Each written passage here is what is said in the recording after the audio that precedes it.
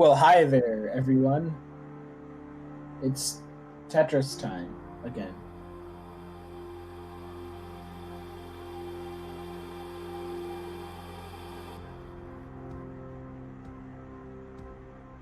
Hello everyone, thank you all for tuning in.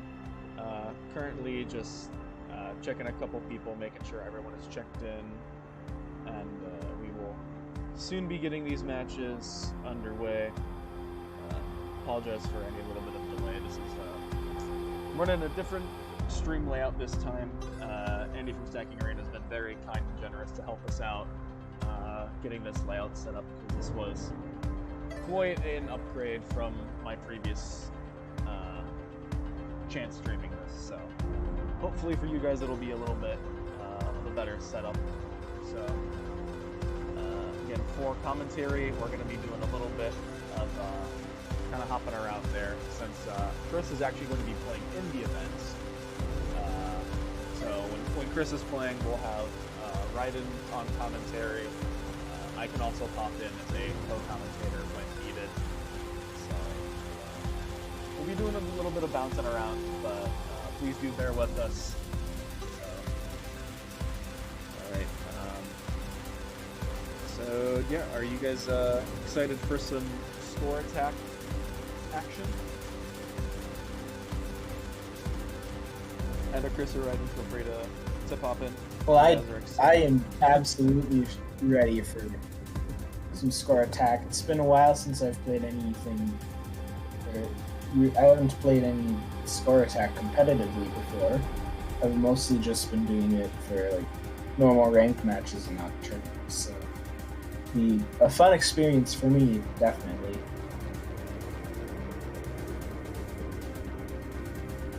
Alright, so I'm going to start bracket as of now. Only one person did not check in, and they have around 0, so I'm going to give them just a little bit of a wait here to see if they're going to be in it as of now, and then if I don't see anything from them, I will then be DQing the one from winner's side and letting that match go on, so then we will have our winner semis matches. So here, let me switch over to bracket so you guys can see on stream. I should still be able to hear commentary at the moment, but oh, actually I need to update that. Daniel does not get a freebie in winners finals. Hold on. So Daniel will play either the winner of Nixter versus Ocean Boy, or if Nixter does not show up in a bit, we'll just play Daniel versus Ocean Boy in the second here.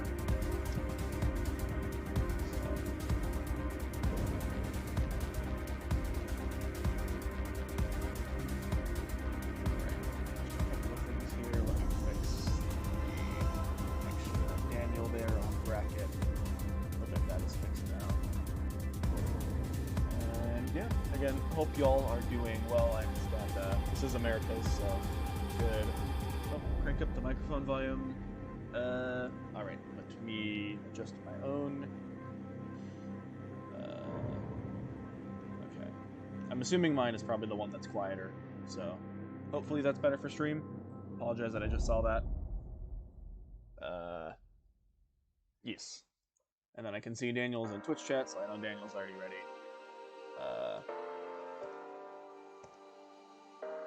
Again. Yep. Okay, so we'll have it in.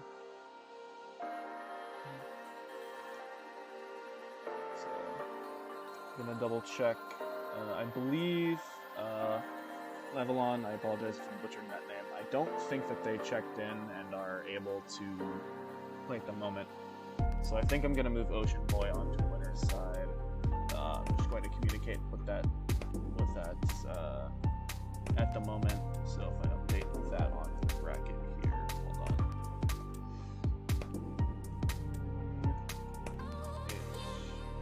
Update that in the graphics. That should also show.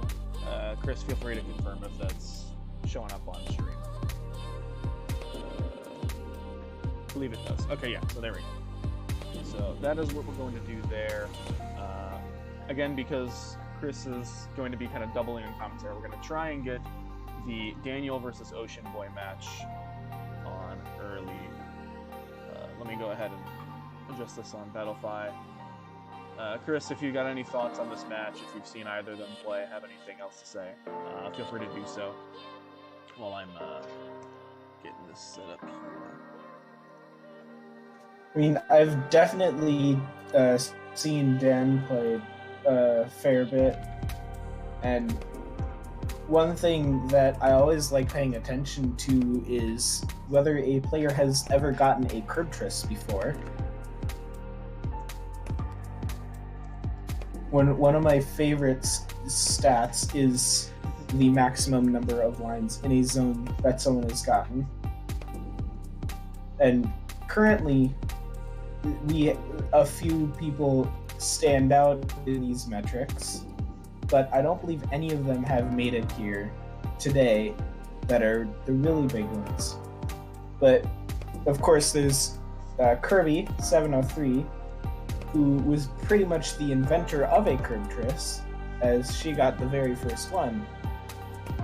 But then we also have Electra, who is currently the only person who has cleared 25 lines at once, also known as an Electress. As for any of these players here, I don't believe anyone other than myself, as far as I know, has gotten one. But I can also double check there with the information I have.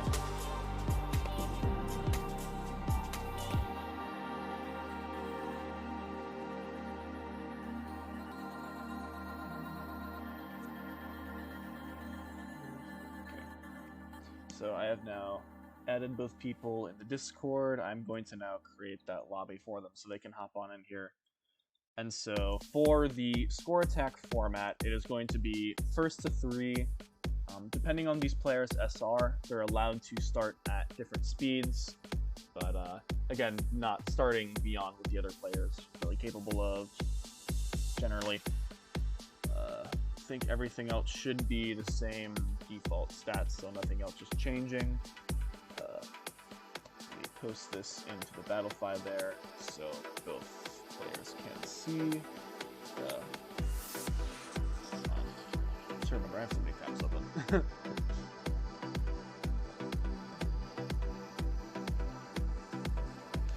Alright, and then for those who are playing in the tournament and also watching this on the stream or whatever, room code should be the same, unless I do need to change it for certain reasons. But again, please don't just join the lobby to spectate, because it will create some added latency. But other than that, again, I trust y'all are. These players are more than capable of getting in the lobby when needed. So.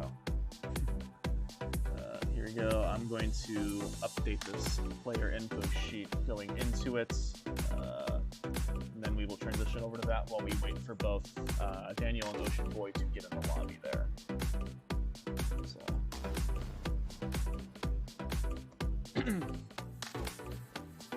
Alright. So I think I'm just gonna put name and seed for the moment, just because we're already running behind a little bit.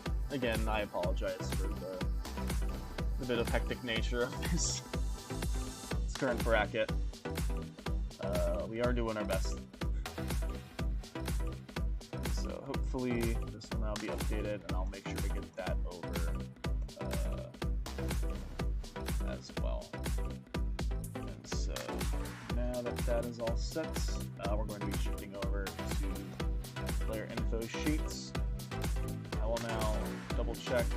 Ocean Boy is now currently in the lobby. I believe Daniel is still watching the stream, so... Oh, Daniel, the code is... here, I'll put it. Code is in...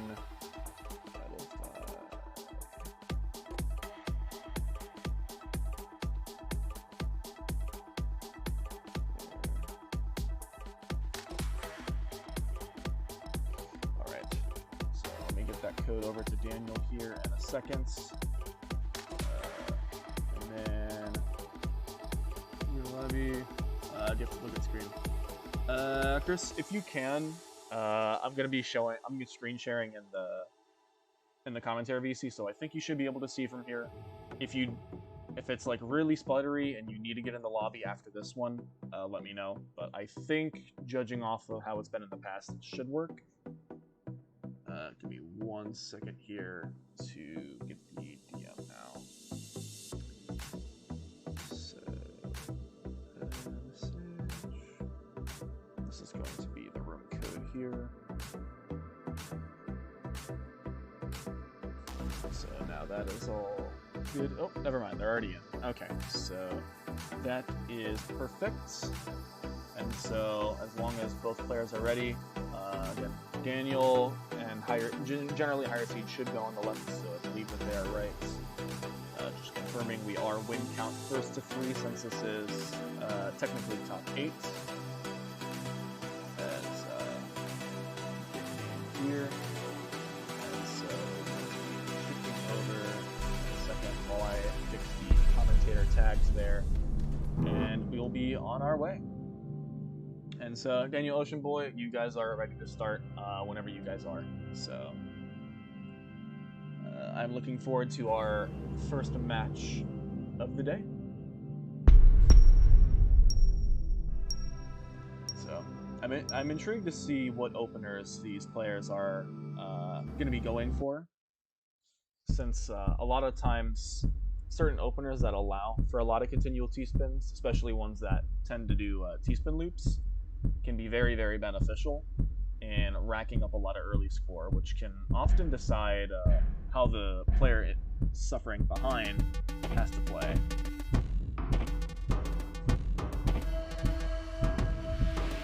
And so, there we go. It looks like from... I'm gonna add Chris to commentary here. It looks like we're already seeing a bit of ST stacking coming out from Daniel. Again, being the 1 seed, would not be surprised to see this carry on for quite a long duration. Although it looks like they do already have a hole pretty high up in the stack, so they will have to deal with that at some time.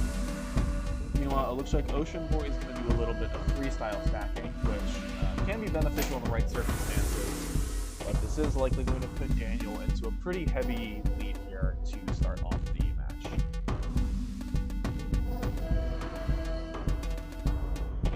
And one thing to note about ST stacking is that it is quite versatile, and if a mistake is made somewhere, oftentimes you can recover from the mistakes, such as how Daniel almost did here, and with that you could very easily just stack on top and not fall back down until you get too far.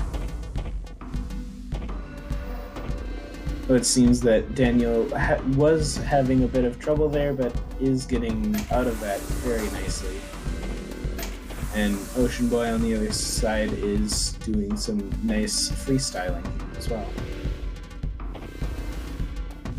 And so, as we get to not quite halfway through the transition there, but Ocean Boy coming up on around 50 lines.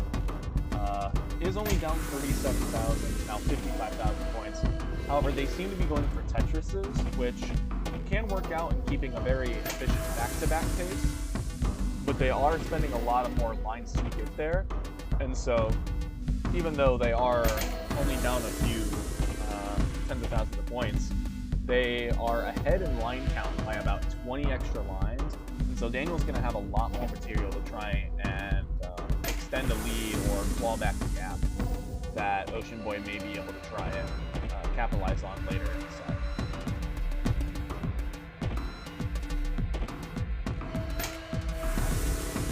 Yeah, one thing about constant Tetris play in Score Attack is that in a somewhat interesting change of events, 4 wide is actually possible as a strategy against pure Tetris, but as soon as any kind of T-spin gets thrown into there, that very quickly goes down. Interesting. I did not know that actually. lesser known tidbits of Tetris Effect connected, I suppose. And Daniel getting a little bit high up, getting pretty greedy for these T-spins. However, they do have a sizable lead that I think they're more than comfortable with at this point in the game, considering that Ocean Boy is still going for the Tetris strat.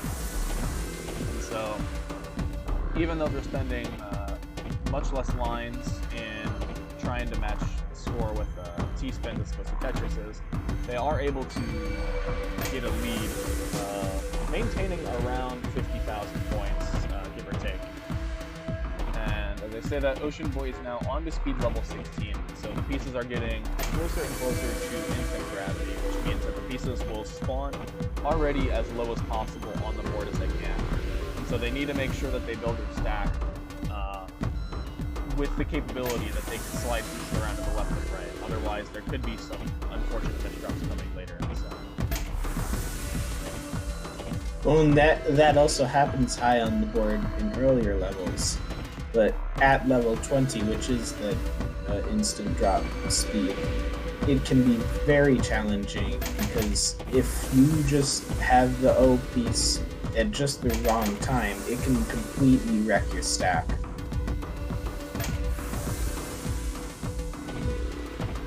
Looks like as we now see from Ocean Boy getting into T-spin of their own, that's going to help claw back that deficit a little bit more efficiently than the Tetris would. However, with the high speeds, it might be a little bit more difficult to nab those consistent T-spins.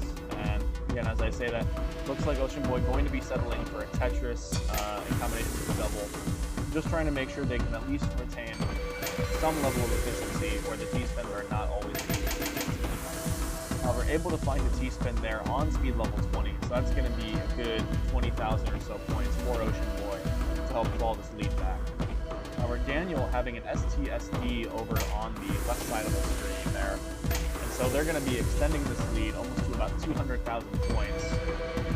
About to hit 750k on speed level 18 now. So they're maintaining a blistering pace through these lower levels, forcing Ocean Boy to have to play extremely efficient on those later levels.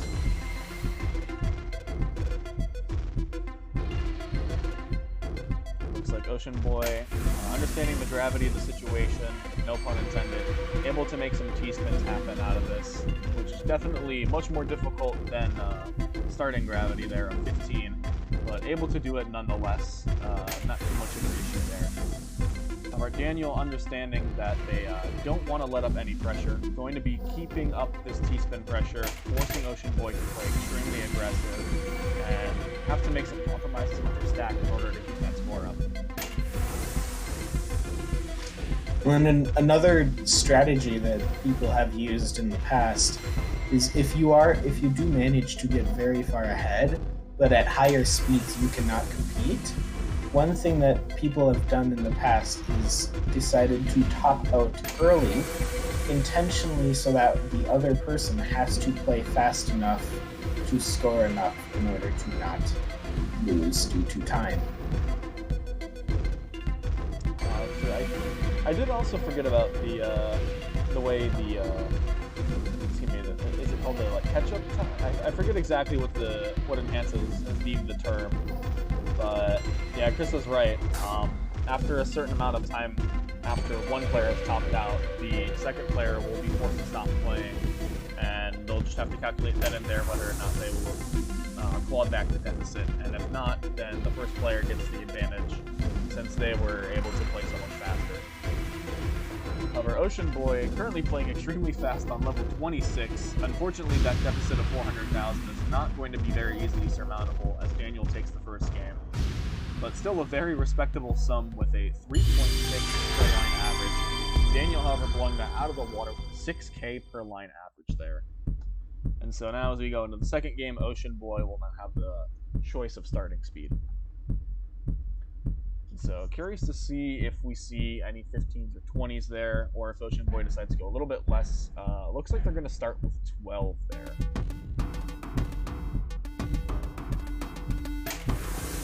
"12 is a much more reasonable speed than 15 or 20 due to it having a significant amount of time before the piece drops. But in the case of Daniel, this is just giving him all the extra time to do complex setups that at higher speeds could be hard or even impossible. Yeah, I'm seeing a lot of creativity in Daniel's stacking there, getting some, I think that was a DT cannon in the middle, that followed up from like a STSD. Again, common setups to just see occasionally during a random Tetris match, but usually not all in a row with back-to-back. So we're definitely seeing Daniel pop off a little bit here for this game.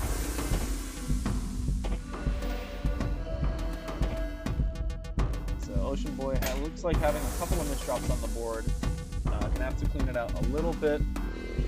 Having some trouble rotating the eyepiece over. They might only be using one button to rotate, which is going to make those rotations tremendously harder here.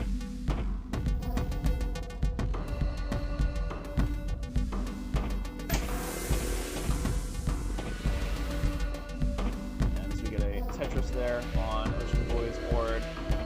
Looks like Daniel setting up for some pretty greedy T-spins there.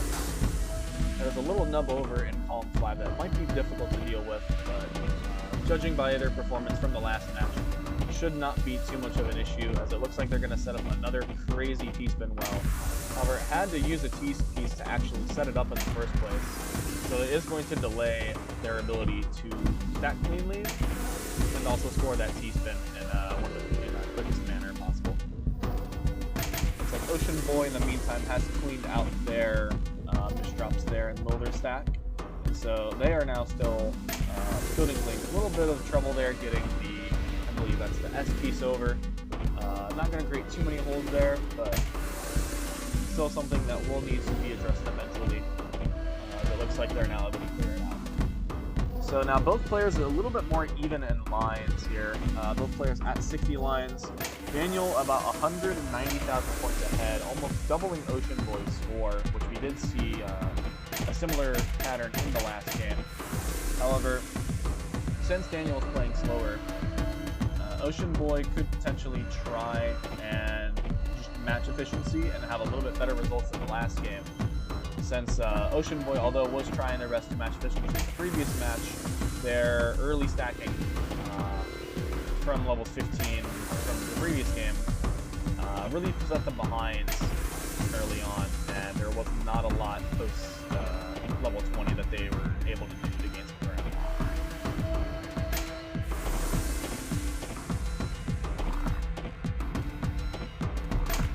So Daniel again doing the super T-spin double, which provides not just one but two T-spin double setups, involving a T-spin triple kick, only clearing 2 lines in order to leave that ready for a T-spin double on the bottom there.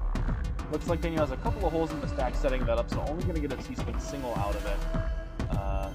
Stack is definitely getting a little messy here, so Daniel has to be careful, especially being this high up on the board. Even at a slower speed of 12, pieces will not move as freely as you may expect. Looks like Ocean Boy trying to maintain a little bit of a lower stack, so that way they are able to maneuver pieces over to the left and right, since that is a really big struggle come to later levels. And one difference this has over classic Tetris, which many people may be familiar with, especially with all of the events such as CTWC and such happening, is in modern Tetris, there is some time to move a piece before it locks to the stack, which is very helpful, but then it's also hard to remember how pieces rotate with the modern rotation systems. So some formats just may be too challenging for a player. And S and Z spins can be very challenging, but very satisfying once they're made. I feel like, especially in score attack, I wish some of those fancier spins would benefit the player as much as a key spin, but unfortunately it's not the case. So the biggest reward for players will be those key spins. Not only can it help clean up any misdrops, it will also provide that really big score difference. And so, as we can see, Daniel has been doing a lot of work to try and grind out most of these T-spins, especially early on. Coming out to about a 300,000 point lead. However, they're still about 20 lines behind. So Ocean Boy is going to have to play about as efficient as possible in order to try and bring this gap down. However, they're still skimming singles, trying to fix a couple of misdrops from earlier. And with that extra one, unfortunately, with the S piece and 2 more right there, they're not really getting a lot of options to successfully complete the T-spin there. And so they're going to have to be stuck skimming, which is going to let Daniel to run away with the set.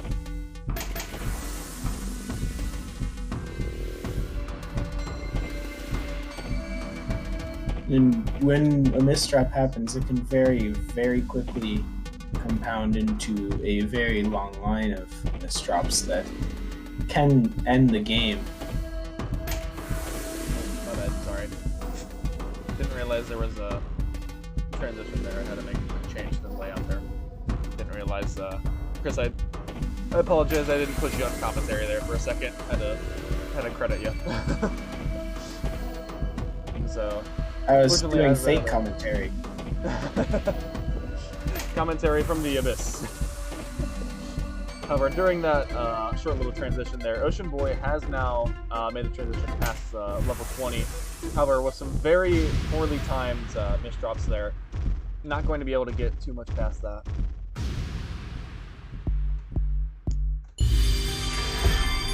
So, Daniel, yet again, with a commanding lead as Ocean Boy tops out. Going to seal game 2. They are now 1 game away from winning this current set. So a TO start on speed level 15. Not the nicest bag to start with. But it looks like Ocean Boy is definitely making a point to try and get this first T-spin out of the way, just to get a little bit of a head start on that score. And it looks like as they are indeed able to get that T-spin, however, with a couple of misdrops trying to keep a specific T-spin setup, they have unfortunately not been able to clear too many lines with it, which has also impacted the score. Meanwhile, on Daniel's board, going to be able to clear, I believe, at least 3 T-spins so far, and with the extra help from back-to-back, they're going to already be out on their way to a almost 50,000 point lead.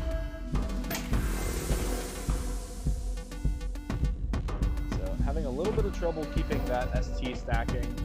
Likely going to have to make some holes in their stack at one point or another, or by chance not.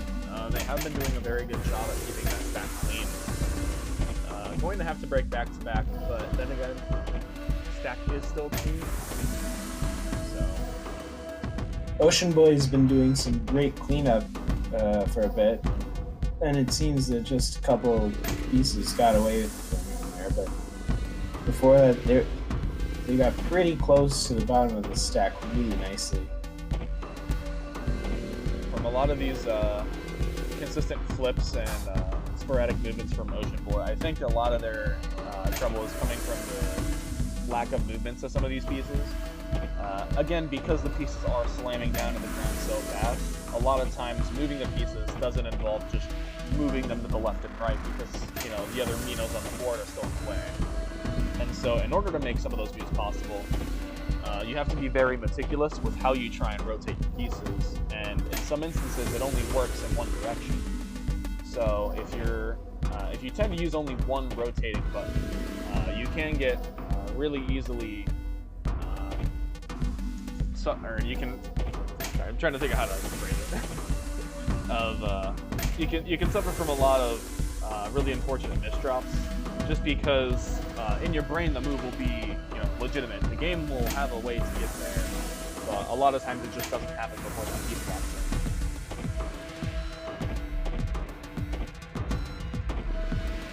in. So we're about halfway to level 16. Daniel's still putting on this incredible pace with about a 200,000 point lead over Ocean Boy. Ocean Boy unfortunately still doing a lot of cleanup. Again, with a lot of these rotations, it is not very easy for Ocean Boy to get through it. Still doing a wonderful job given the constraints, but it's just not going to be a very easy battle. It's going to be very, very uphill if Ocean Boy wants to get themselves on the board here.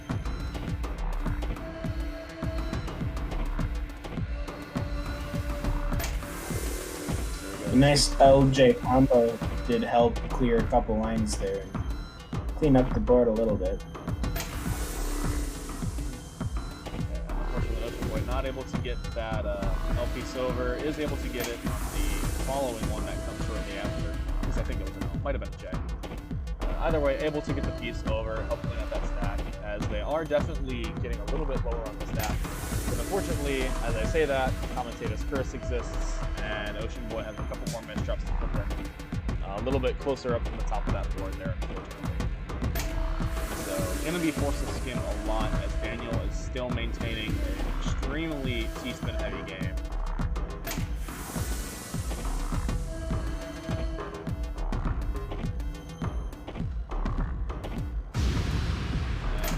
Unfortunately for Ocean Boy, all those misdrops there going to be the end for them there, as Daniel going to take a very clean 3-0, very high efficiency per line, as Daniel moves on to winners finals. Ocean Boy will then be sent to the losers bracket. And so, here we go. We will eventually get another set here in just a second. I will have to put over that battle fly.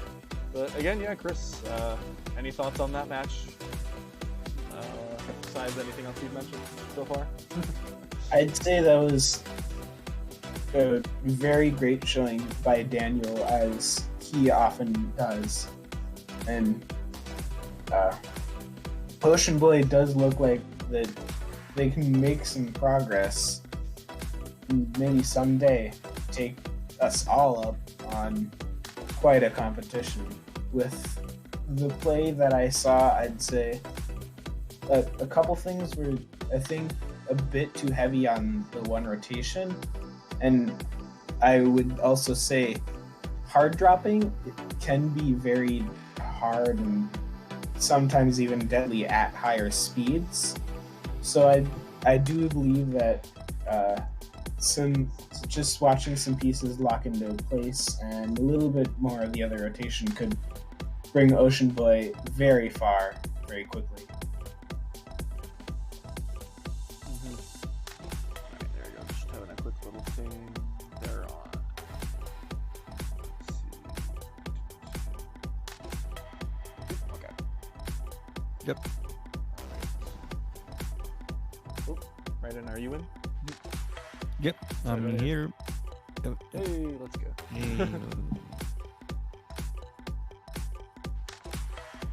I'm reading to lab or reading. I'm like steps while Chris is on the play. I will be here. I'll stay in as the commentator, bro, today. Oh, hold on. Sorry, I had an issue reporting score there on bracket. Alright, and so, as Raiden, was it? Have I been saying Raiden this whole time? I apologize. It's okay. It's okay. It's pronounced. If you pronounce either way, it'll be fine. Because I'm not really straight or really demand on how you pronounce my name. As long as people know this is me, then I will be good. Okay. Alright, and so here we go. I'm going to quickly move over. I just gotta fix the layout here. Chris and I'm gonna butcher this name. I apologize. Is it Lofrige? I think. That will be our next match there. Seeds 2 and 3 here. And so expecting to see potentially a little bit of a closer match there. However, Chris just being on commentary, I'm interested to see if they have any takeaways from that Daniel vs. Ocean Boy set and try to emulate a little bit of Daniel's play, or if they decide to go with their own strategies. Yep. Now this is I would say two different play style or to come into play. Alright, so we're going to We transition over to that little screen. I'm going to be getting the room code to both players, and hopefully. Okay, so Ocean Boy, if you can, please exit the lobby, if you may. Chris is already in the lobby, and we are just waiting on which I will bet really briefly, unless they did see this. Okay, so me ping by for the room code as well.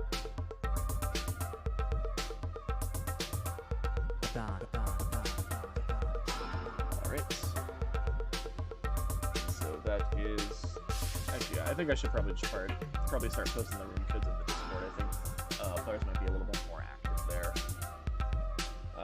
Ocean Boy, yeah, you're on. Yeah. I just want to. Sorry, go ahead.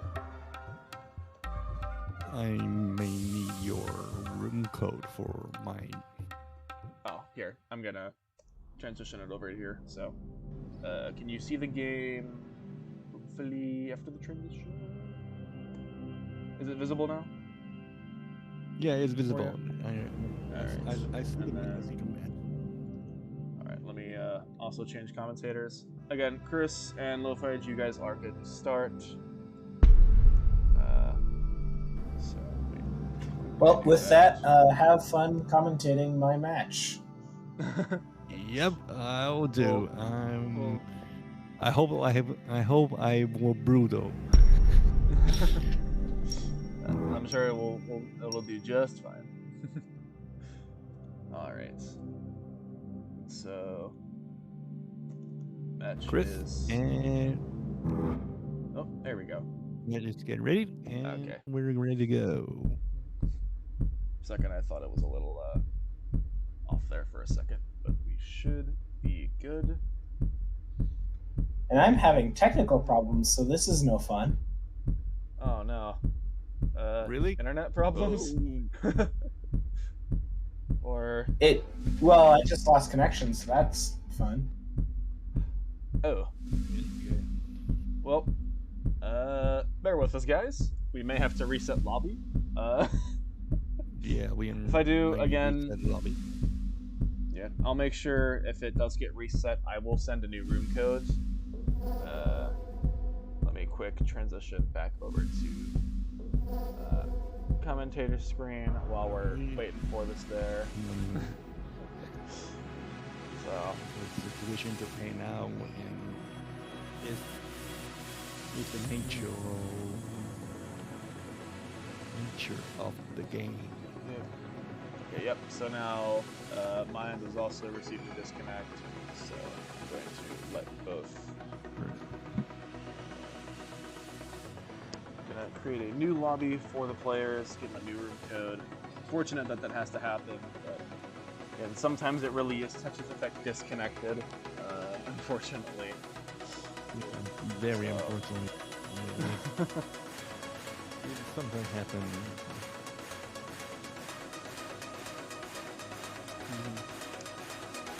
So yeah, we can do that.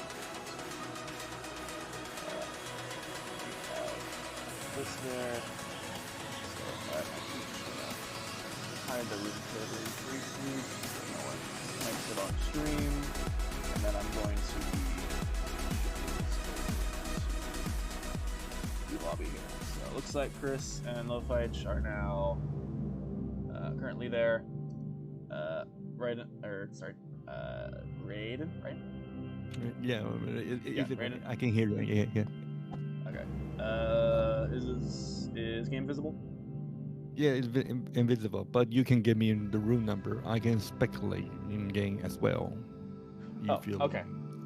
Yeah, I will get you the room code as well. Give me 1 second to pull that up here. Yeah, Chris, don't start just yet. I think you can still hear.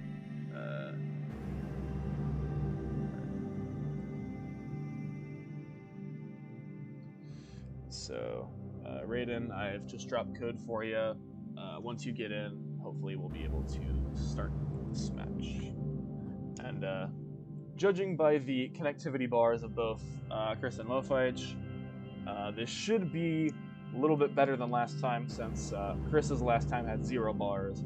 So I think that whatever connectivity issues were there, it should at least be resolved for the time being.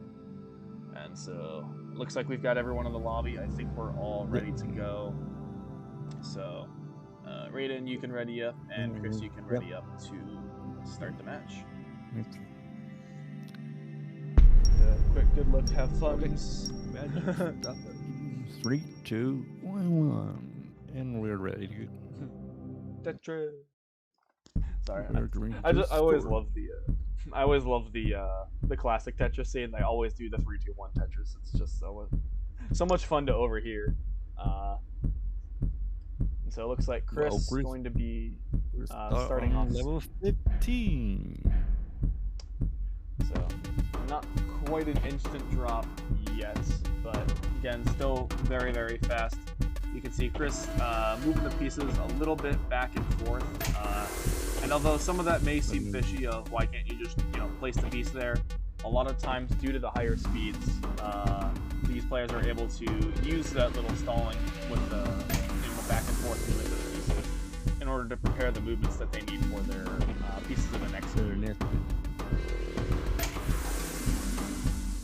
It's a very clean cheese been set up for Chris, and make the point lead 40,000 straight away.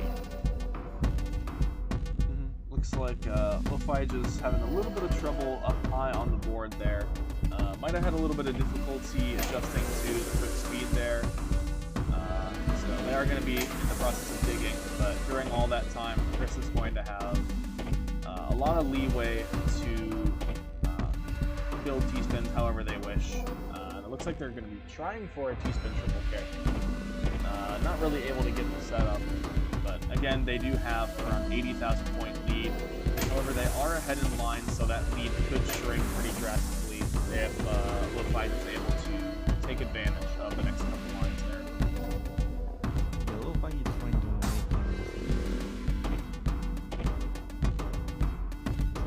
make the board more cleaner, and yes,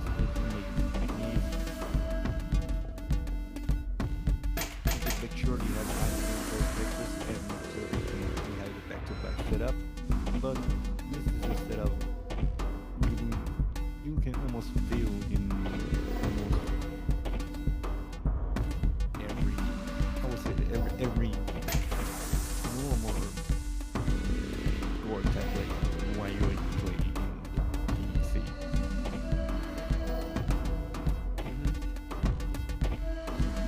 So both players now at 46 lines even. Looks like Chris has about a 60,000 point lead. So Lofage has definitely done some work to bring this back a little bit. However, Chris is going to be grinding in some extra T-spins alongside that back-to-back bonus, which is going to bring that lead up at not quite an exponential growth, but very, very high up there. Yeah, then definitely go to 10,000. But as I previously something on the score match, you really can just say about the start is important well, but how do you finish it when the higher level and speed comes in? How proficiently the down stack is very important. So not counting Lofage is really important because yes, you see Chris have brilliant T-spins set up, but who knows? Maybe when the speed kit in, things will change.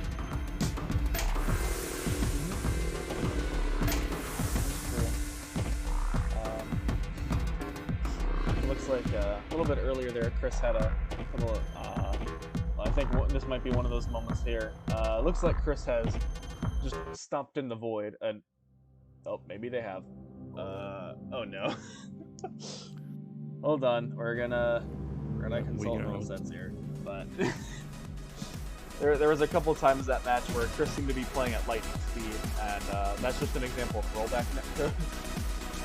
And so what the rollback does is if it gets a little bit off sync, it'll pause that player, and then it'll show all those blitzes of pieces. When the rollback it's trying to catch up on how the stack's going, and once it can, it will just say, game busted, let's send him back to the round. Don't see any issues in terms of the number of disconnects, so we can continue to replay the set. There's a new thing there. So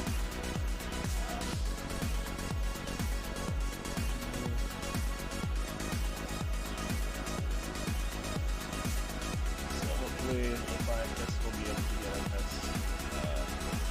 So then I will send that to you as well. So I'm sorry for those in chat having to watch the same set over and over. I'd say if it happens another time, we'll start. I'll double check the rule set again if there's things that disconnects.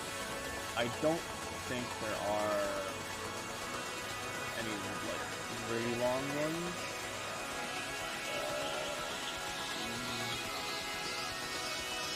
Yeah, I have to go through the rule book here in terms of all of that stuff. So apologies if I'm not having the most interesting conversation. But okay, so that's all good.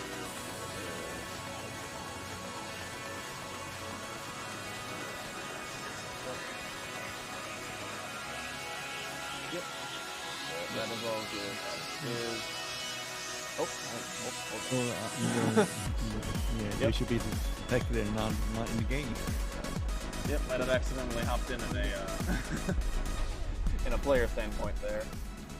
So I will ready up there.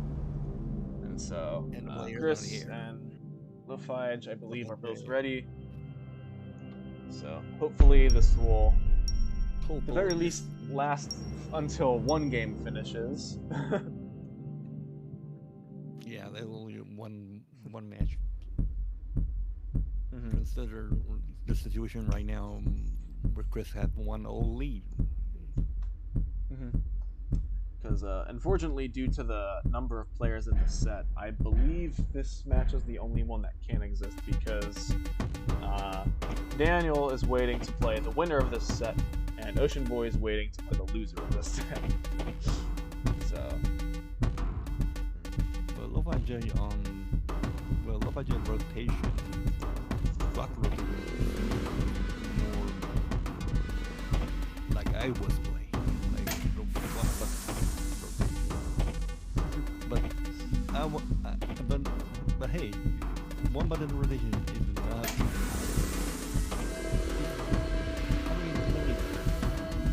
But it did not boil it down to, oh, you must learn.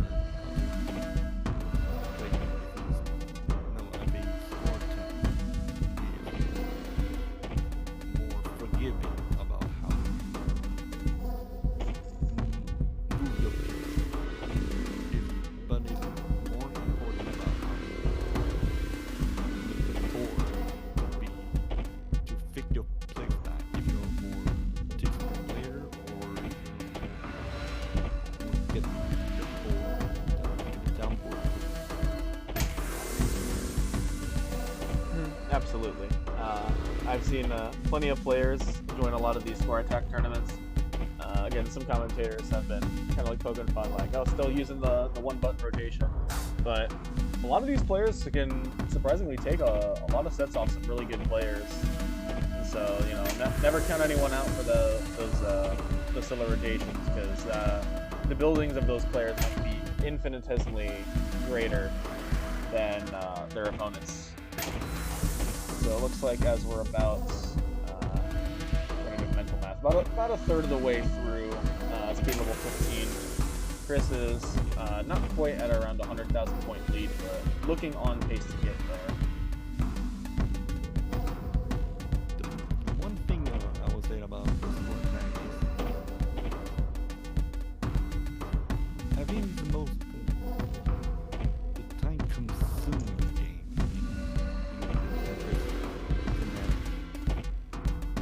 battle format in sort of saying, because when you think about it, the classic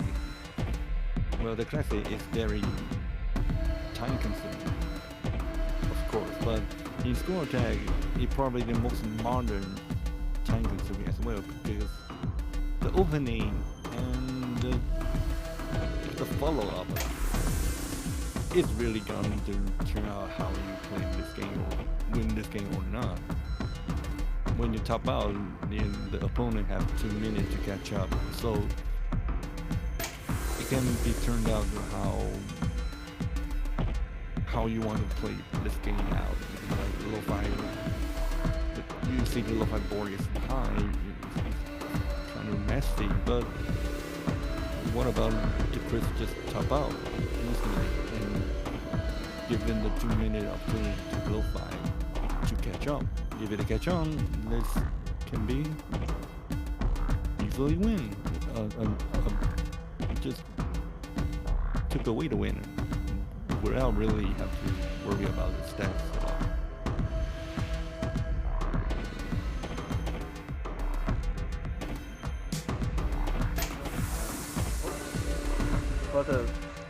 I don't know what it is about commentary script. I was about to say, well, both players still looking for a way to find a T-spin or Tetris, and as soon as I'm about to open my mouth, Lo-Fi has a T-spin mini into that Tetris there.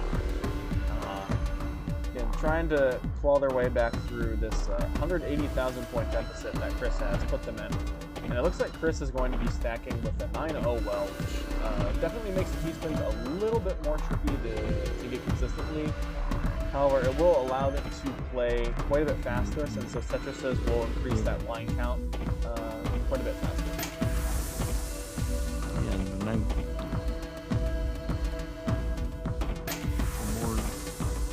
the more easy to set up the 9-0 setup.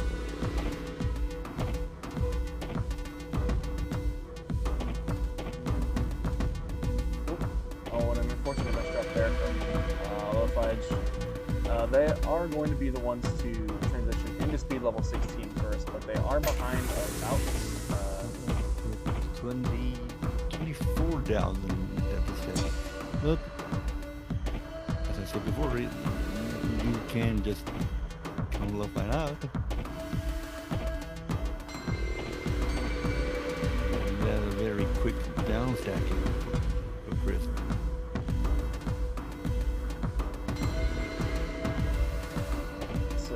like Chris. 17 on Lo-Fi side.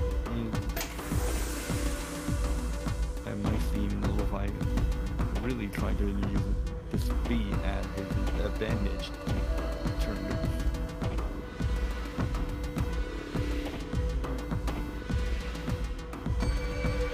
Okay, Chris is definitely.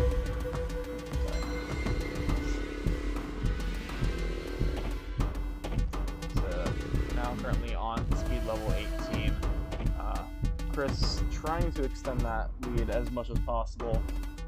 Has a potential T-spin triple setup. Gets the setup and is now just waiting for the T-piece. Going to be able to actually cash out on it. Does make a little bit of a tricky hole to get out of. The bonus of that T-spin triple on the back-to-back cannot be understated.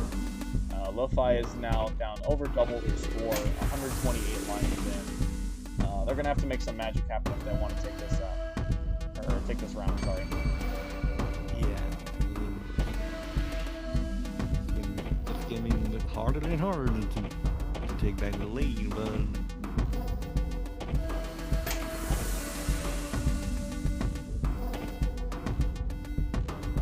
so Chris now currently on the speed level 20. This is now instant gravity for Chris.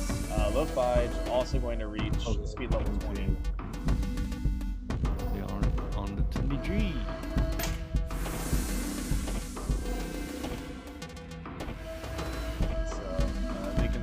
Lo-Fi having a little bit of difficulty managing that clean stacking, so it's going to be spending a lot of resources skimming there. Is definitely a safer option, but Chris, with a little bit more leeway considering that lead, is actually going to still be going aggressive there in order to maintain this. And unfortunately, looks like Chris's board has stopped. We're hoping that this is not a disconnect.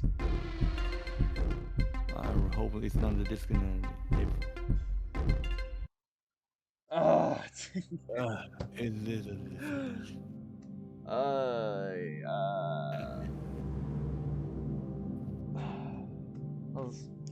Enhance. Why are you doing this to player? So you can't do like this. You're not allowed to. Alright, I think we're gonna have Chris potentially reset the router, try and see if that works a little bit. Again, I'll check bracket, but I believe this match has to get done before we make it over to other matches. Which is a bit unfortunate, but Dan is asking Chris to kick everyone else off the internet now. Yeah, probably. I think Dan really wants to get this next match underway. So,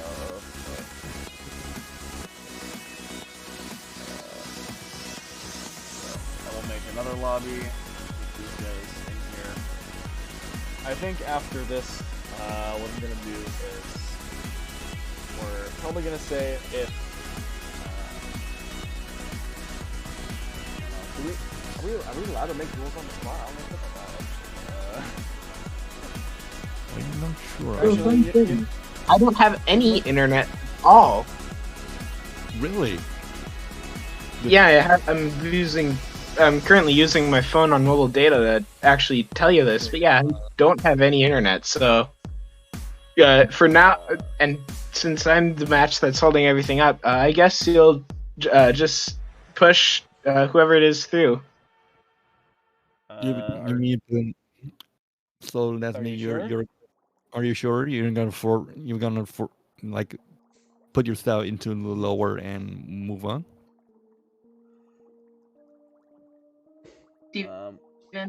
So I can try, I think, one last time, but I am not confident in my internet's ability to stay.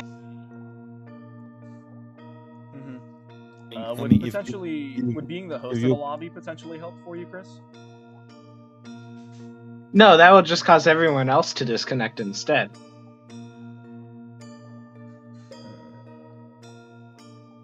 Well, I guess for the time being, if you think that giving a little bit of extra time can help resolve any issues, we can try and put Lo-Fi through on winner side, get that match through, and then we'll have you and Ocean Boy play once Daniel's set is over. If both players, I'd say. I mean, if both players agree, then can make Lo-Fi Jay goes to face Daniel, while Chris go to face the Ocean Boy or next door. If I'm mistaken. Yeah, I'm just waiting on the okay from Chris if that's. Yeah, if it's they're both. Okay, I think my internet is back, but it is also slower than it was when it disappeared. Are you doing? So I say you should just. Yeah, I think you should just push Lo-Fi through, and then I can join in the losers bracket when hopefully the internet's more stable. Okay. Okay. Fingers crossed for the internet things. I'm Finger gonna crossed push for this the through on next 5 or 10 minutes, hoping you can troubleshooting your internet and back to the more stable status. Well, in an unforeseen turn of events. It's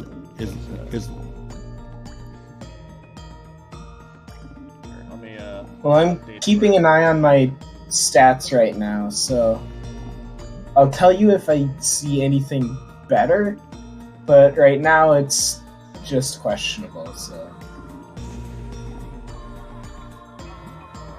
It's okay. You can remote into my computer and use it. It's only running a stream. So this will be. I just gotta take the who knows how long drive over to your place. Continue from there. Yeah, it won't be that long. Don't worry. As you both play or green, and yes, you. So that is not the right. Yeah. So we're gonna get this set up. Yes, that's what we're going with. And so, due to only having 4, this is how bracket is going to shape up. We're gonna have Daniel and Lofige winners finals. That will be the next match up. So I will be sending that. Yeah, so Ocean Boy, your match will be after this current one, since you'll be facing Chris later. I'm going to be DMing a room code for both Daniel and Lofige.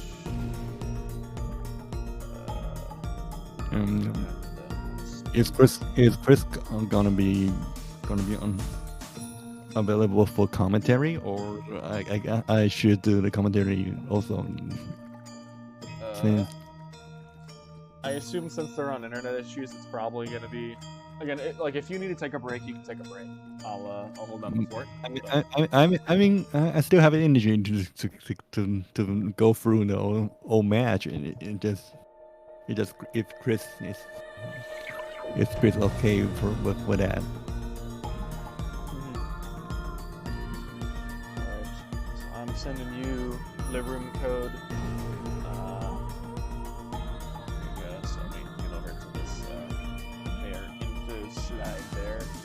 Pay no attention to the fact that I'm the only commentator labeled. We do have Raiden here with us as well. I unfortunately doesn't sync up with the other scenes there. So on the in-game screen though, it will be up to date. I can't promise that. So I will hide that. There we go. And so now we're just waiting for, I believe, We are waiting for. Yeah, Lofige. Well, we're waiting for Lovi to join the match. No. I'm not in the game. I'm not in the game. I should be in the game. Okay, Lovi. I see Lovi There J. you go. We're getting there. So looks like Looks like both player players, as on long in as the y'all are lobby, ready. and the match is getting countdown, and we're ready for what winner final or winner semifinal. This is winners finals. Yes, it's Considering there's only 4, all I have to do is win the first match. Excuse me. Yeah. Although in Lofige's case, have stable internet, and you can make it over to. Well, Lovi J has started with a little bit of an unfortunate drop, but yeah, the board is still clean, ladies and gentlemen. I would not be worried if I were you. Looks like Lofige and Daniel going to be getting in some T-spins there. Daniel again going to be going back to the SD stacking here. SD stacking.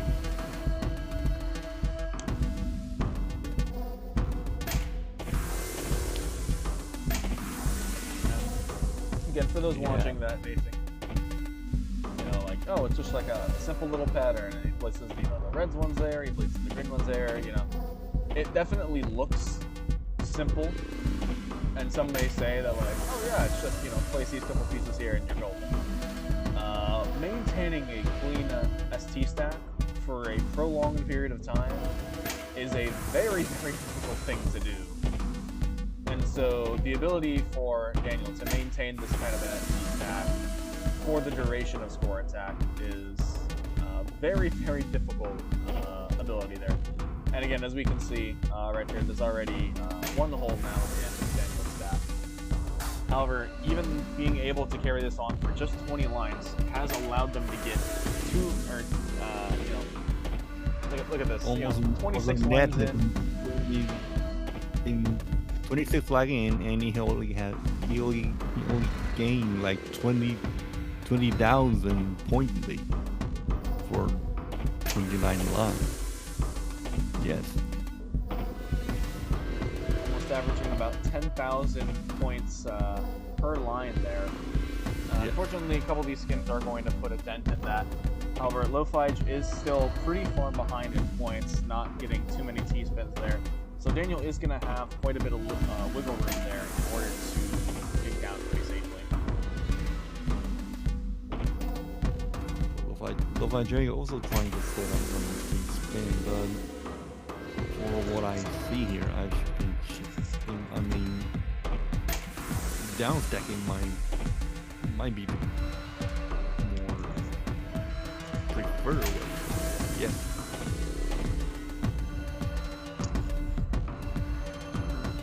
Yeah, Lo-Fi definitely getting pretty high up. That down stacking is going to be a necessity come these, faster speeds in about 50 or so lines.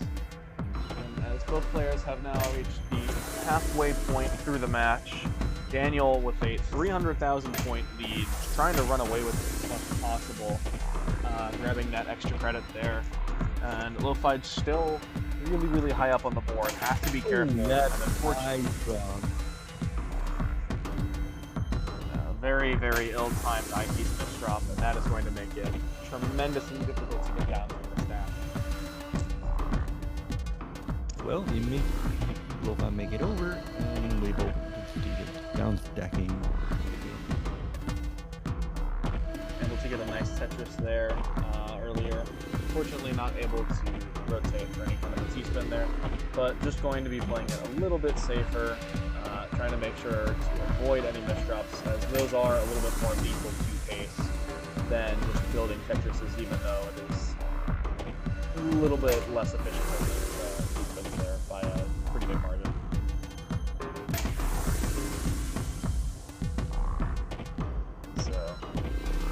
Daniel also a little bit of cleanup there as well. Going to be using the holds and things pretty acutely to make sure that they're able to maintain a clean stack. Again, gonna a very clean stack, and also making, since Daniel is still on speed 15, he has a more mover to set up while the speed is not a big issue for him. Again, another mini T-spin signal there for Daniel, able to really push forward the amount of points they're able to get from some of these levels here.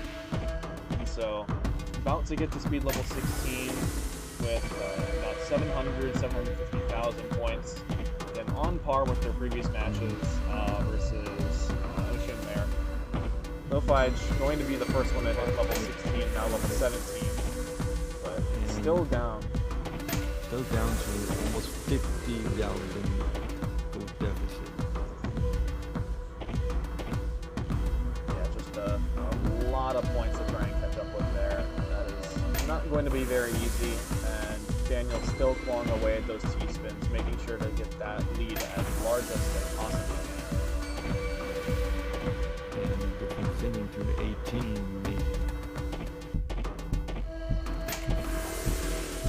I won't say it's not. It's not the most. It's not a difficult match you face every day, but at this point, when it comes to 19 and when it comes to 20, the stacking is getting just like down to how fast can you, or how efficient you can do for this. You see Lo-Fi J drop it. He really do his best to make a Tetris or to keep the score bounce back, but some misdrop, yeah, let him not be able to do that. And let's just get Daniel to run away with the point early on. So Daniel is building really, really high up there, able to finally get a T-spin triple.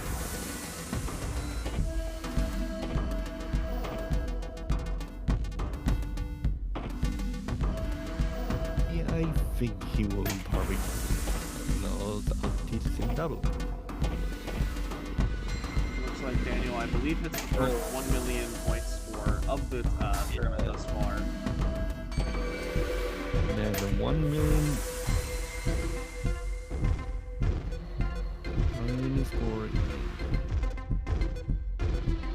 Lofige able to get to speed level 22, so still able to get some skims in there, but 731,000 point deficit. That's looks like it's going to either be straight D-spins or skimming past well into level 30. That's generally not in your favor, and you are really struggle to build or try to set up something. There we go. It looks like able to minimize their misdrops there, which is very, very good considering how fast some of these pieces are going to start dropping in a second. Able to get 2 Tetrises back to back for a nice little bonus there.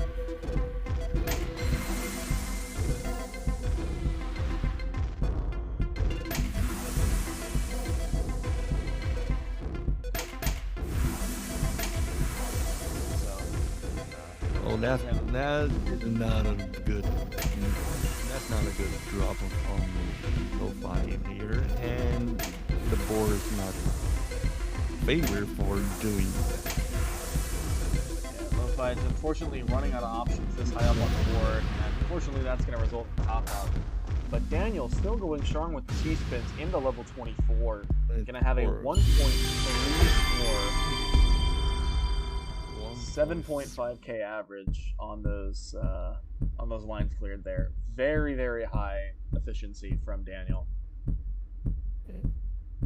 And with switching sides to Lo-Fi to pick a speed, and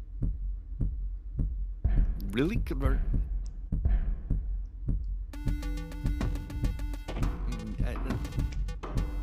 I might be biased as a commentator, but I really think if you're in a catch-up position, I think making your speed lower might be, yeah.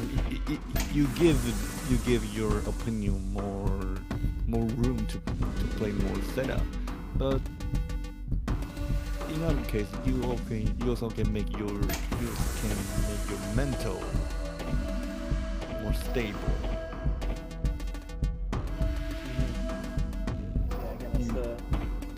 Very classic give or take between,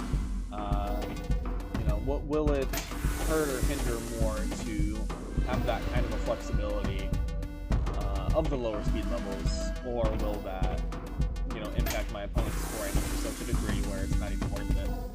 And I think Lo-Fi just definitely racking their brains over.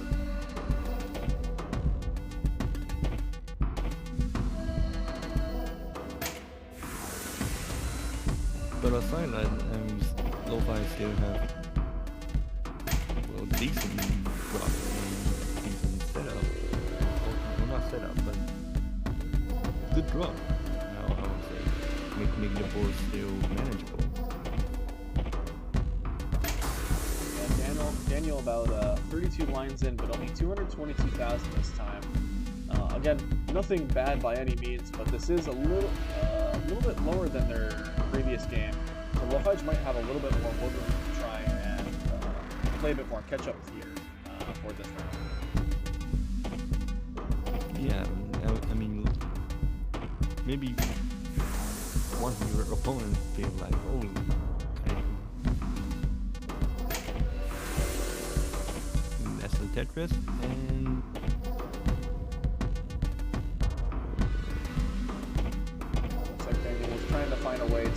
keep a T-spin clean, but unfortunately not in the cards there for him. Yeah, fortunately for Daniel, the piece not favoring him to make a more better setup. Yeah, so Daniel's situation is just go straight down dropping, down stacking. Looks like Daniel has gotten pretty low on their stack, so going to have a little bit more flexibility with this level 15 speed. So get pieces over to the left and right, maintain a bit cleaner of a stack before you see things. Yeah, he did.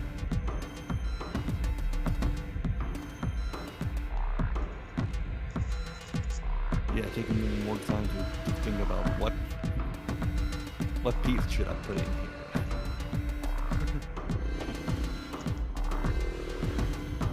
Daniel taking a little bit of a lead in terms of line, so Lifage 231,000 point lead is not as dire as it seems, but still pretty heavy there in order to overcome. And unfortunately, locking off both the left and right side is going to be even harder here. You're letting your 9-0 setup just into recovery mode.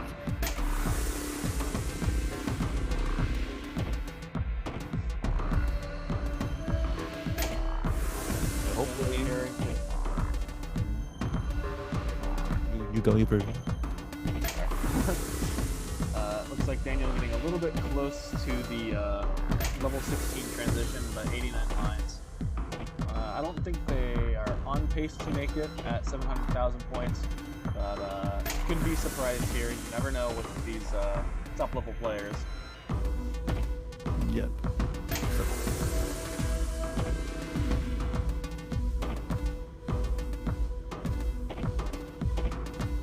Like we're gonna have a relatively easy time with those systems there. Going to Tetris into level 16 at 658,000. Again, a little bit lower than that previous game, but Lifage still having a bit of a rough stack to deal with. So this lead should be quite nice for Daniel.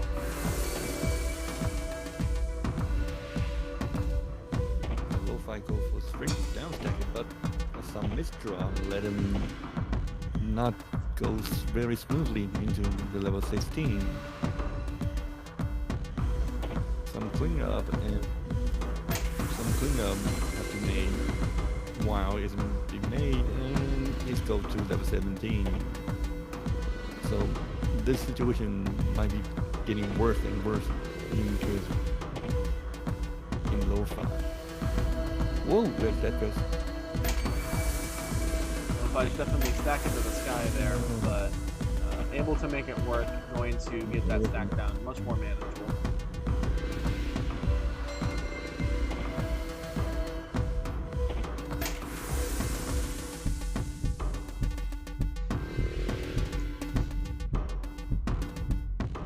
So Daniel now on speed level 18, 816,000 points. 50,000 lead. While Lo-Fi making to level 18 with the catch-up position. Oh, that's not a good old drop. Yeah, unfortunately a couple of poor misdrops there and a lot of eyepiece dependency, going to make this pretty difficult. But able to get a decent D sequence to kind of dig out of this without too much of a hassle, but still not in a safe spot by any means. Has to be very careful. And almost 8 lines or 7 lines into 20, you're starting to feel the pressure of a higher board versus how you make the score proficiency more sustainable. And speaking of feeling the pressure, that unfortunate misdrop there from Lifage having to compromise that build there. So gonna have to be still skimming through level 20 there. But they are getting pretty close to opening it up to that middle well there.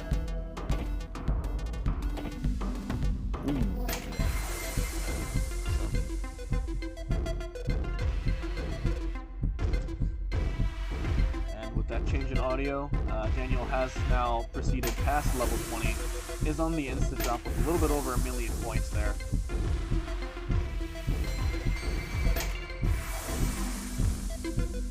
Well, Daniel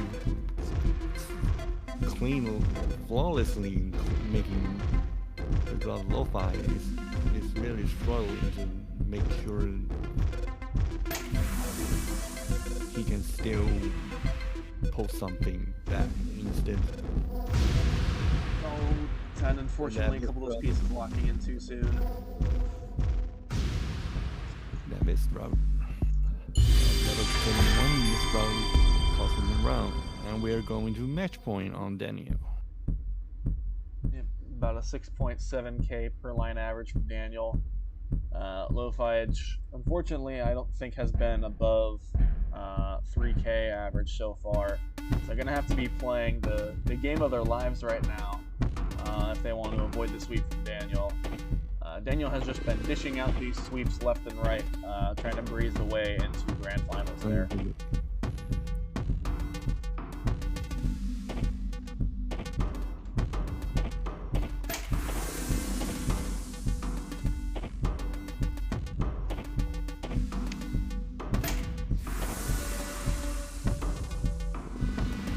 See how Daniel make sure he make the piece goes what Daniel feel it should be there. Yeah, that's a pretty decent double and open.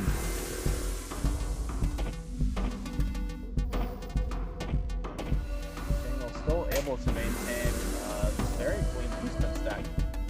Seems to not be going for the ST stack anymore, but still, I forget if this is LST stacking or whichever kind, but looks to be doing a really great job of still maintaining very high T-spin output, but an extremely strong back-to-back as well. Yes, he continues to maintain the T-spin back-to-back. Make sure again,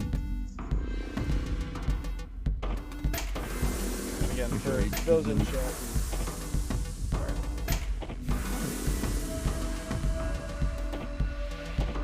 yeah, so for those in chat who may not know, again, I forget if we've mentioned this yet or not. When we mentioned people, sorry? Please do, yeah.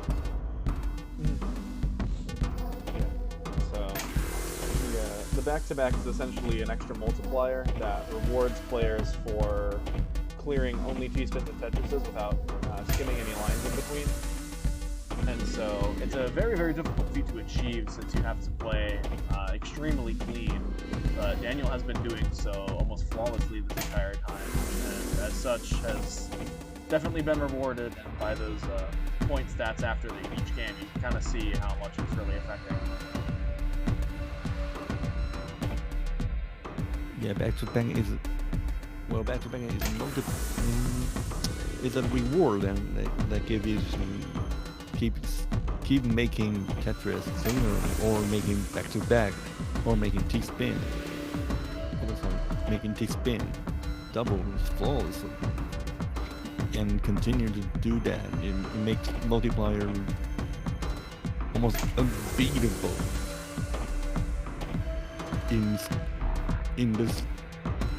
the game mode where a couple points really do matter. Although if I just get really high on the board, has to be careful trying to get that IT silver.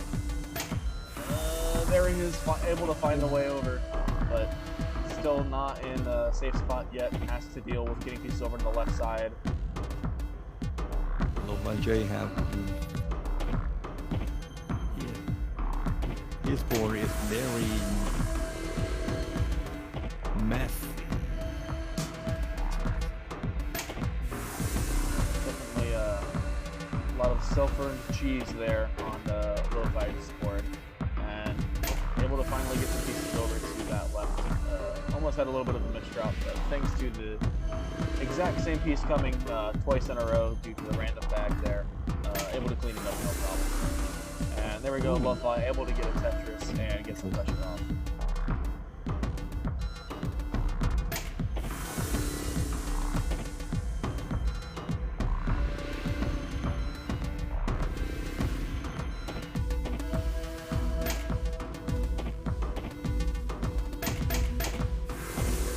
Yeah, that's dangerous. As games speak before. Yeah, you can see the back-to-back is really I think it's essential for playing core tech because you start building, start learning, or start doing the setup for T-spin, or you make sure you have a pretty good understanding how to stack the block and keep the eyepiece to you, and make sure you can always score Tetris to keep the multiplier going. Looks like both players now on even footing in terms of lines. Daniel with a pretty solid 500 and about 50,000 lead. That's the back-to-back multiplier, and the T-spin Single into T-spin double, going to do a lot of points there for Daniel. About to hit 1 million points pretty soon there, and still only on level 18. So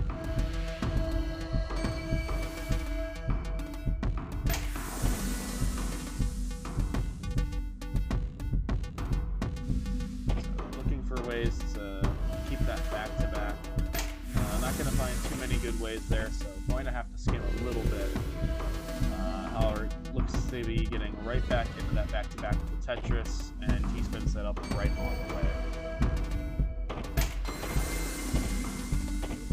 Yeah, look at Daniel setup of T-spin and come with Tetris. That builds score further for Lo-Fi to catch up.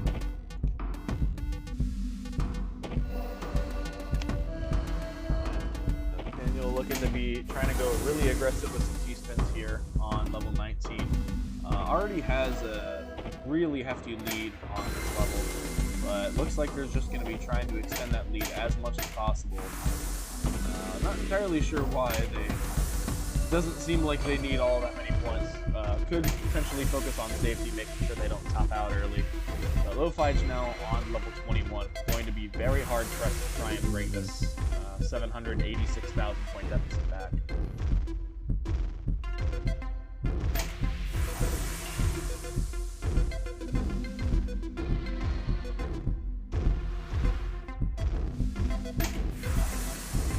So Daniel looks to still be stacking for those Tetris and T-spins.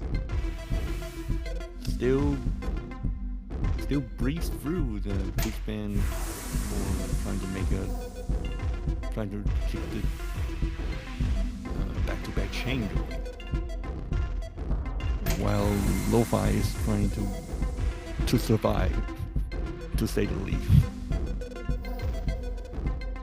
Lo-Fi unfortunately getting up to those 16, 17, 18 up on the board, not having a lot of freedom to put pieces down wherever they need to, and starting to rely on some very intense skimming at the top of the board. These faster levels are not providing any assistance.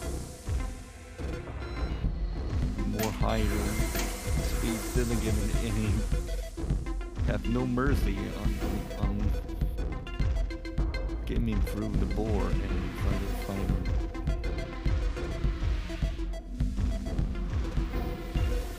However, doing a pretty good job at making sure not to cover up any holes in their stack. A lot of times when people start first down stacking, their first instinct is to just clear out the hole right under them and then deal with the rest as it shows up on their board. But Lo-Fi is just being a little bit proactive actually in making sure that when they do clear garbage or place pieces, it doesn't create a huge obstacle for the next row of garbage. However, speed 24.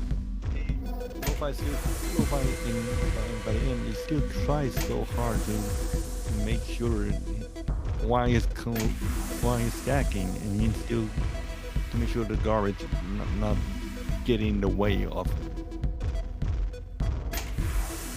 But Looks in like, the end, I think Daniel's going to be, as a classic scene would call it, going for a Mullen here a little bit. Could be potentially close to one of their own PBs. So it looks like we're going to let them play it out, see how much they can grind. Gets another 2-spin on level 27. Level 28, trying to be the final nail in the coffin there, but Daniel still managing to put some pieces down and getting some single double skims. However, finally going to top up there at 1.7 million points. True line average 77. Yeah. Most efficient we've seen all day, and highest score we've seen all day. Yeah. Very, very impressive stuff there from Daniel. As Daniel, don't apologize for the Mullen there. Well deserved. And so, really good play. We've seen on very good, very pro or very efficient level of Tetris. So, if I am now to update bracket here in a second. As I find bracket, I have too many tabs open. But Daniel will be awaiting the winner of the losers bracket from Grand Finals winner's side, as Lofige is now going to take a spot in losers finals. So Lofige is already guaranteed a third place, even if they do lose their next set. Coming up, however, we will have Chris hopefully making a return to glory with solid internet connections. They said wouldn't be able to play for 10 minutes, but that was 20 minutes ago, so we're going to hope that Chris is then ready. So we're going to be sending the... So I will be sending that room code over to the two of them as we are awaiting their presence in the lobby. And so, again, will be a first to three. Check here as I fix this little commentator section. I'm gonna add Raven here on this line before I... Ocean Boy. Yeah, Ocean Boy. Ocean Boy joined your lobby, and we were waiting for Chris. So for those, I am using DSL as is available here, but one of the lines is down, and therefore line status is marginal and connectivity is poor. So I'm going to try a plan B, which is a hotspot, because that can't go wrong. Let's hope so. I apologize, you have to rely on the hotspot there. Hopefully the matches will be quick enough, there won't be too much of your data there. Is that a caster curse, or are you just saying, Chris got a 3-0 and move on?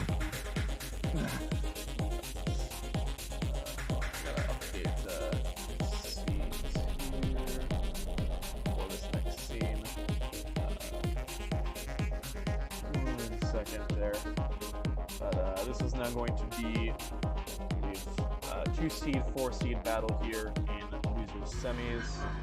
So let me update this and get this all going well. Hold on a second. Just want to make sure I also pick the commentator things. I don't want to make sure I'm not crediting my commentary build here right and wonderfully.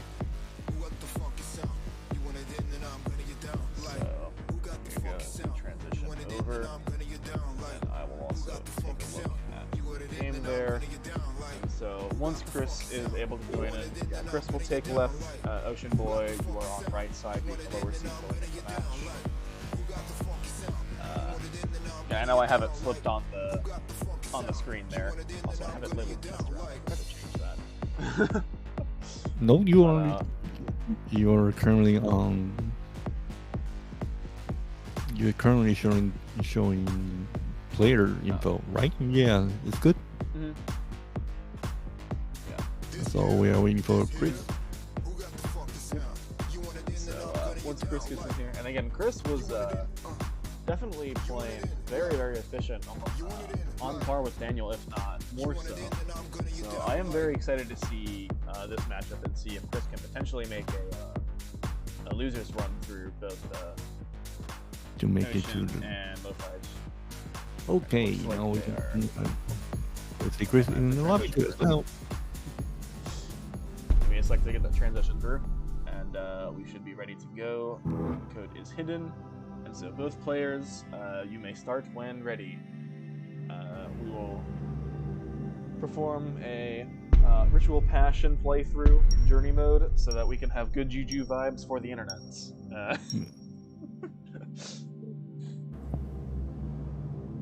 Best wishes on those. Best solution on the internet. So I will make sure to update the Battle 5 bracket here. So I'm gonna report. Well, Chris on our tonight the lowest speed for star. I mean 10. Appears to be going for. Thought they were A gonna go very- for the all clear there, but decides to opt out of it. Instead, going for a T-spin. Forget if the all clears are more efficient. However, I think they're extremely more difficult to pull off just because of the forward thinking you have to maintain.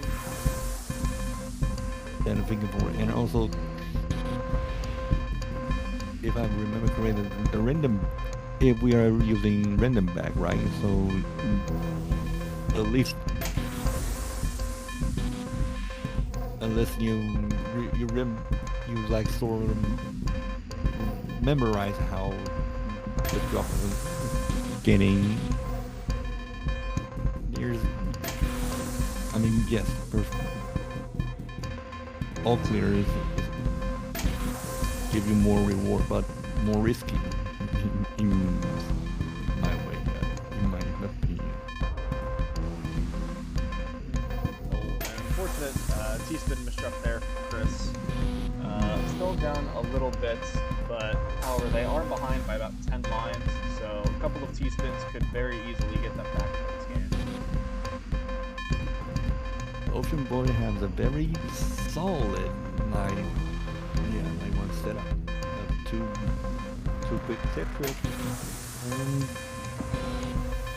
although it didn't make the point lead further, but it did well. Ocean Boy is definitely the driving pace in this game, so even if Ocean Boy does top out first, that will probably put a bit of pressure on Chris in order to match phase. So, oh, hold on. Sorry, I'm getting some interference here. Hold on.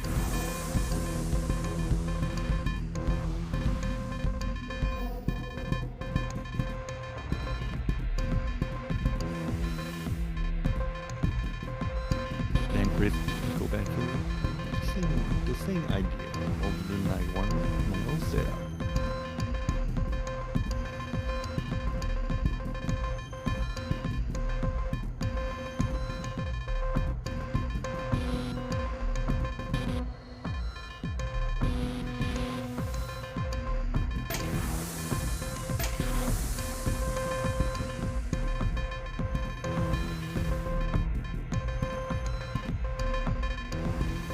My apologies, I am back.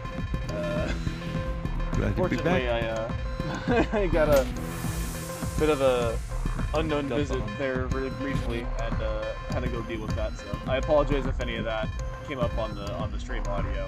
But I'm now back. I'm focusing on the game. Hopefully, it won't happen again. Nope, you're not missing Sorry, much. just- And that's what's good. the score is so neck and neck. I can barely say the least. And Ocean Boy Tetris with T-spin combo is more slightly in transition to level 11. It looks like with this lower speed, Ocean Boy has definitely been able to get a little bit more of that T-spin game in. However, I do think that with some of those early Tetrises, Chris is going to be pulling extremely efficient, especially on some of the later levels. So any lead that Ocean Boy can try and get through through these next couple of levels will be tremendously helpful going into the later phase of this. Because again, they were able to grind out another T-spin and Tetris there, so that is going to be very useful for them. As Chris is working to close that gap, only about 50,000 points down. While Ocean brings back to back to try to pull the lead.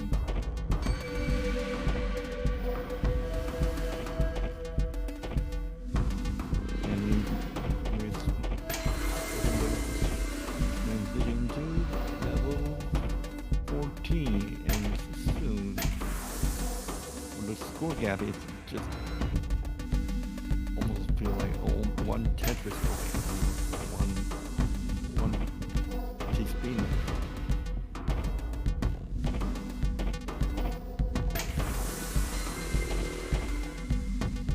So Chris, just a hair points away from taking this lead back, about 16,000. But again, is behind in lines, so they do have a lot more scoring potential still left in this game in order to make that comeback. So with that T-spin now into level 14, gonna get an all clear actually, just a random find there. I'm going to assume. Random find by Chris to find an all clear. While Ocean Blade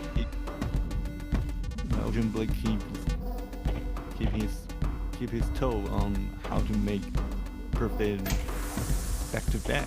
I would say a big back Tetris, not with fancy setup, but to make it smoothly. It looks like Chris doing a little bit of combo there to make sure to clean up that stack. Not really going for too many of the T-spins at the moment. So gonna have to be a little bit wary since they are, again, behind in score. And Ocean Boy seems to be playing the T-spin a little bit more aggressively in this match. But it's definitely helping out as they still have that 40,000 point lead or so. But Chris is working to claw that down. With a combo from Ocean Boy going to bring that lead back up to around 45,000.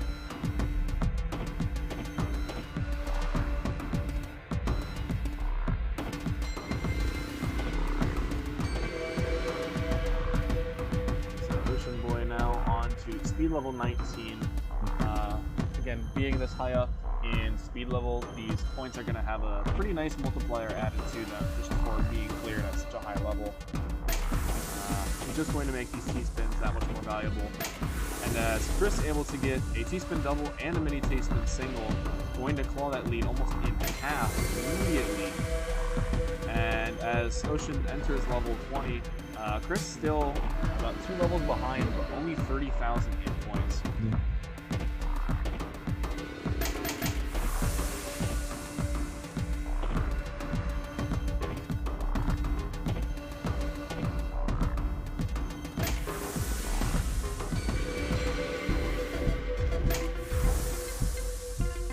There we go. Ocean Boy now on to speed level 21. Always love the auto queue when that shit takes place between levels 20 and levels 21. As Crystal sound. Ding.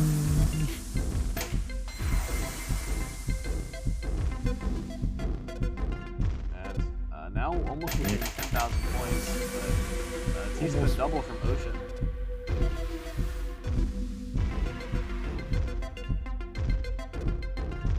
I mean, Ocean Boy really have the confidence to keep those stack clean.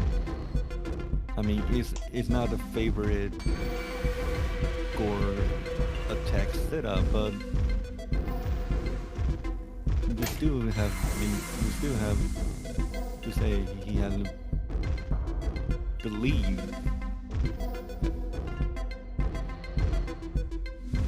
Looks like Ocean Boy scrambling around a little bit with some of the piece rotations at the top of the board. We're able to get a Tetris and bring their lead up to about 40-something thousand points. They're just going to look for any T-spin they can find, even if it is a T-spin mini. Those will still earn quite a hefty amount of points, given that they are now on level 21.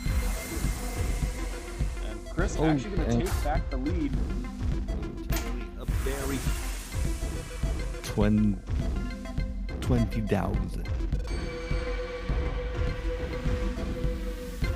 The score is very, I'll say even, but while Ocean Blade is on a higher speed, they give him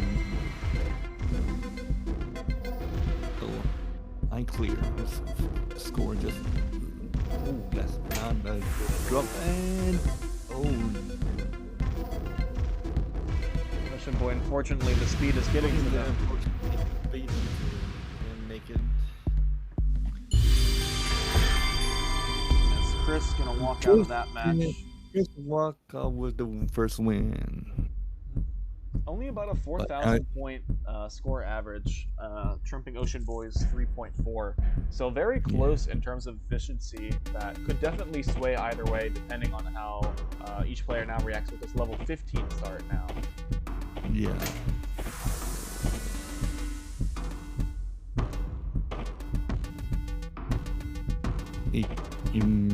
It says to me like Chris wanted to use the first level 10 as a word up and say, hey, I'm gonna play my game well. Hopefully you can catch up. Absolutely. So now that Chris doesn't get those free openers in terms of those slower pieces, Chris is going to have to be a little bit more weary with how they want to start off this game and how they want to transition into some T-spin builds. Well, as I stated before, I mean, he has a very... I hope it's not the internet issue, but some misdrop very... Oh, never mind. Yep, T-spin dribble setup. Yeah. Not the easiest to recognize. And Chris actually lets the T-spin land in the columns 8 and 9, but decides to rotate again so he can use a rotation to kick the T-piece into that same location. And that's going to be able to get some extra points because the game will consider it a mini T-spin as a single, even though it does, or just a mini T-spin. I know an unfortunate misdrop there on Ocean Boy's side that I think I missed. They're going to top out really early there, only 22 lines in, and so Chris going to take a very swift game 2 win. Only 90 seconds in, and Chris just on the match point. Again, just the greed there can be very difficult to manage. Ocean Boy, again, managing to go for those T-spins much more efficiently than we have seen them in the past for this event, which is definitely evident in their scoring potential. However, if you take it too far, it can turn up in those other, like we saw in last game, where occasionally it, building up really high, not wanting to burn any lines between T-spins there, can make it much more difficult to build around any misdrops. You're taking the risk to stack higher, to do more setup, to give yourself back in the lead, but one misdrop or some randomly thought give you bad drop, and you're in the backseat to try to figure out how to catch back, trying to catch up. So Chris thinking about different ways to clean up that misdrop, going to do so with a way that guarantees him a free T-spin on the way. So going to maintain some efficiency.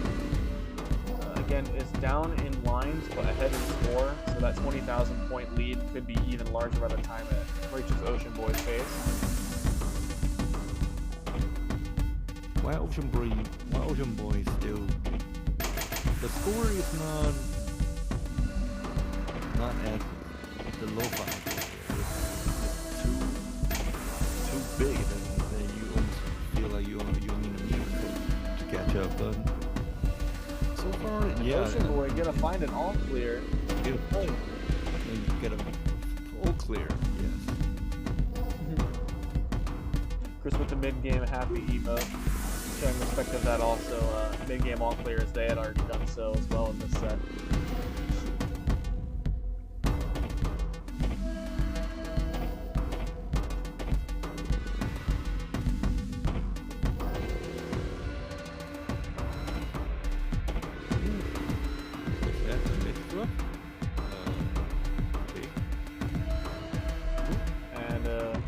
Creative, I think there was an S kick in order to get it through some of the cheesiness of their board and help resolve some things a little bit farther down, help finish up cleaning that stack.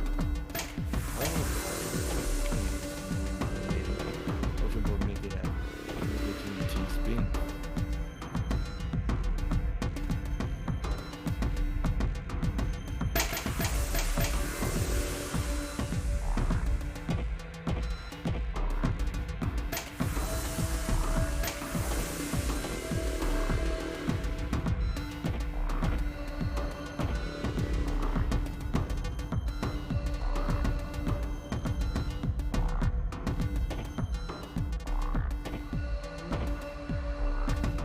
So it looks like as Ocean Boy approaches the transition into level 40 or level 14 here, but level 40 would be very impressive. But unfortunately, I don't think I've seen anyone get to that point. Ocean Boy unfortunately down about 28,000, 15,000 points, but Chris is still well over 15 lines behind. So Ocean Boy is going to have to be careful with some of that efficient gameplay, since they are going to need as much of it as possible if they want to stay alive and make sure not to get swept in this set.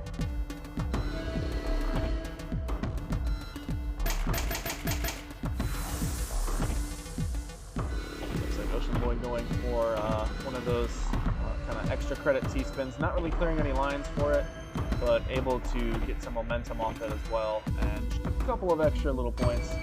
But again, every point can matter. Every point really can matter, especially when you're more advanced, or you're more quicker into higher level, where a line can almost beat up. Yeah, and actually like this level. So it looks like Chris is not quite onto the level 15 yet, but getting close, awaiting a T-piece for that T-spin down at the bottom of their board. Able to get that T-spin double. And so now, due to having to play slower for that T-piece, going to be losing the lead there as Ocean Boy takes a very small lead there over Chris. Again, using the advantage of those higher levels sooner in order to have a little bit more leeway in terms of points.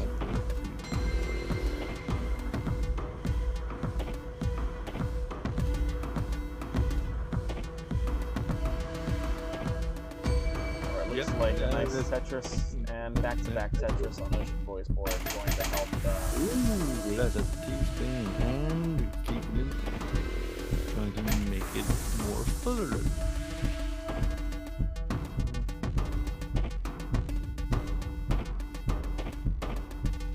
So it looks like Chris going to be a bit of trying to find a 7-2 stack there, trying to get T-spins off of that. Depending on the piece order, it can be easy or difficult. So it looks like with the help of a J, they're able to get a T-spin setup there. However, they're running out of pieces to throw at the top of their board, basically having to survive on row 20 in order to make it out of the sequence.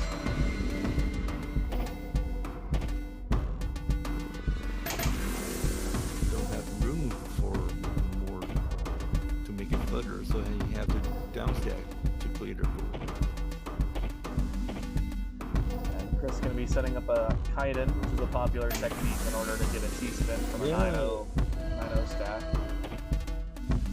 As Ocean Boy is now only up by about 6,000 points, ahead in lines by 20.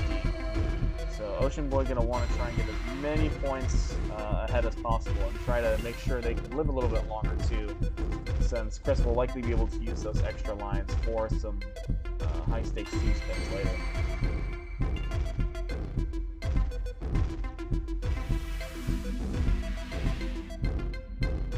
It's almost neck neck, but no, it's not neck.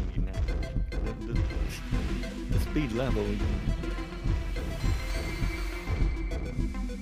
and Ocean Boy just blazed into level 23, but he's still maintaining a very clean board. Gonna be waiting for that double Tetris there. Tetris followed by Tetris on the back-to-back. Gonna take their lead to about 50,000 points, but a single T-spin from Chris gonna bring that back down to 30. That's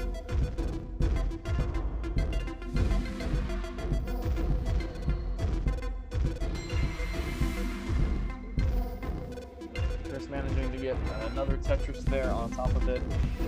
And Tetris with the back-to-back is going to finally be enough to take the lead from Ocean Boy. Ocean Boy having a couple of good line clears is going to take the lead right back at around 9,000.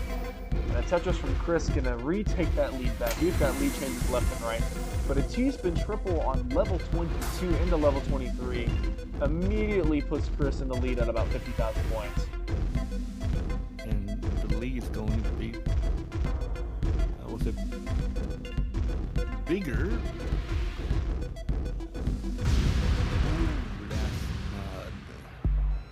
But the pressure is being Ocean Unfortunately for Ocean Boy, that T-spin was the nail in the coffin there, as Chris with a 4.6k average going to take the win over Ocean Boy there. Great stuff from Chris. for both players. Fortunately for them, they're going to have to play the next match because we're down to our final three now. So as I go back over here, let me transition out of this. As we're going to keep Chris in the lobby, and we're just going to re-ping Lofige the room code. Let me double check if that's the same room code as before. Ocean Boy, you are good to leave the lobby. Let me double check in the Discord channel here. And again, for those of you watching that are kind of like, what is this tournament series, and want to figure out more about what these Tetris Effect summer seasonal events are, Enhance, the developer of Tetris Effect, has a Discord that will be Your main resource, your main source, your first hand of knowing when to sign up, and also know when is your match, and you can please join the Enhanced Discord to know more information, even not about this Tetris Effect seasonal. There's many tournaments out there waiting for you to play, and I believe most players are very friendly. Well, as someone who got most of my Tetris start through the Enhanced Discord, I can definitely say it's a very friendly spot there. And hold on, let me put this on screen. I've been Lofige a little bit, but Lofige and Chris in the lobby. So, yeah, again, as Chris mentions, good luck, have fun, hopefully a little bit more stable internet this time.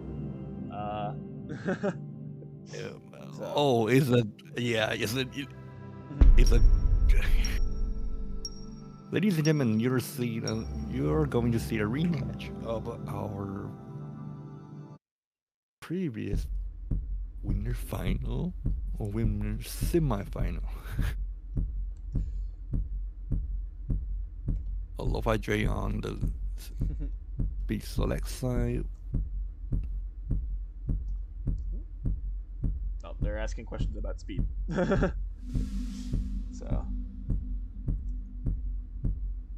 here we go. Once they get through to that, that will all be good. Hold on there. Let's see. I just gotta make sure that bracket and everything is all good.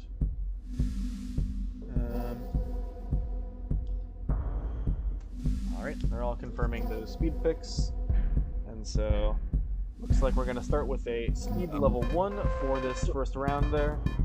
So, although speed is not the most important factor here for this match, there will be points for getting the pieces down pretty fast, since they will be earning hard drop points, which is doubly as effective as any soft drop points.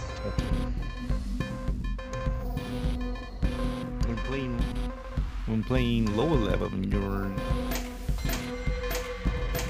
main score income are basically on hard drop. Yes, I mean, yes, Tetris or a line cleaner give you more point, of course, but at the beginning of the level, you basically rely on hard drop to give you more edge.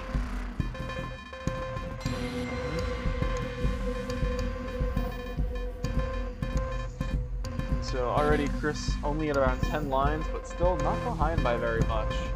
However, because of the way the points work with speed levels, the early levels are not going to be worth very many points at all, which again is why we see a lot of these lines and things only be worth, you know, a couple hundred, maybe 1,000 points here and there. And you can see the point almost. So only a 2,000 point lead this early, but again, it's only the early and the lowest speed kicks in.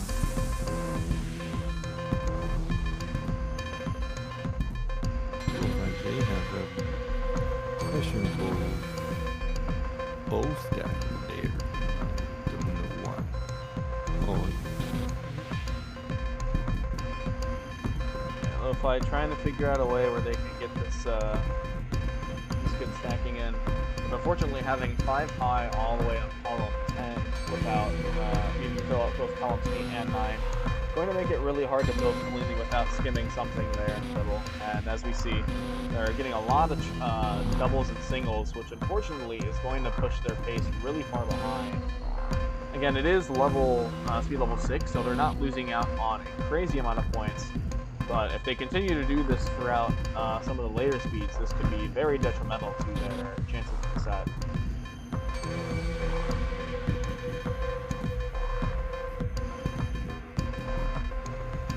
Again, we see another Titan on Chris's board there.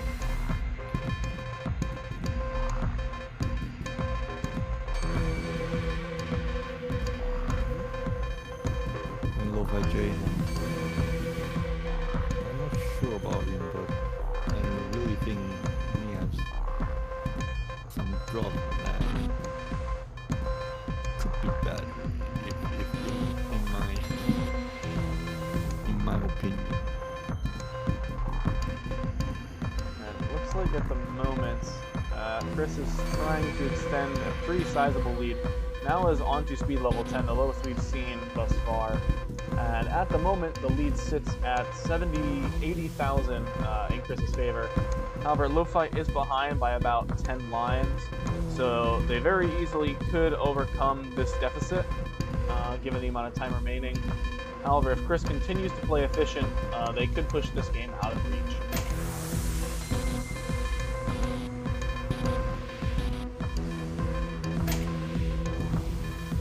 couple of skims there on Chris's side of the board.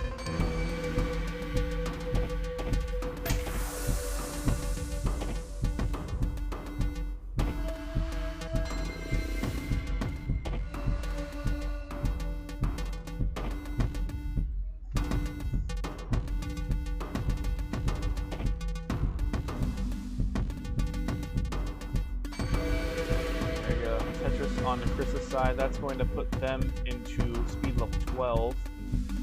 Lo-Fi is still working on speed level 10 at the moment.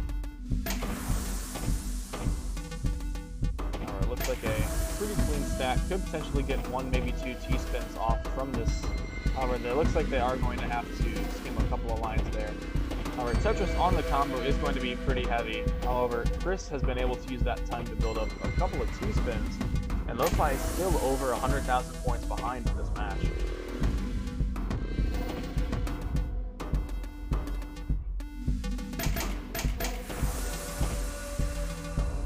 Chris kicking in that. He spins bingo with the triple. Yeah.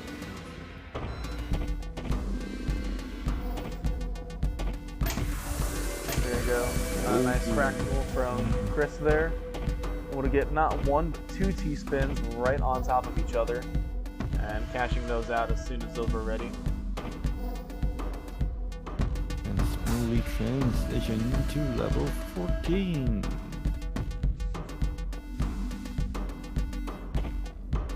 There you go. Chris seems to have a T-spin pretty high up on the board. Going to provide a T-piece there over in columns 9 and 10 for a T-spin single. Going to have to break back-to-back. Unfortunately, we'll have to see if that play was worth it.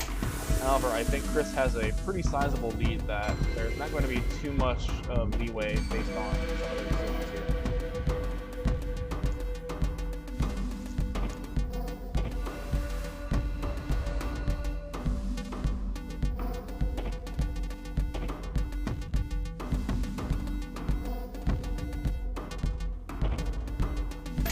Able to sneak in another T-spin double.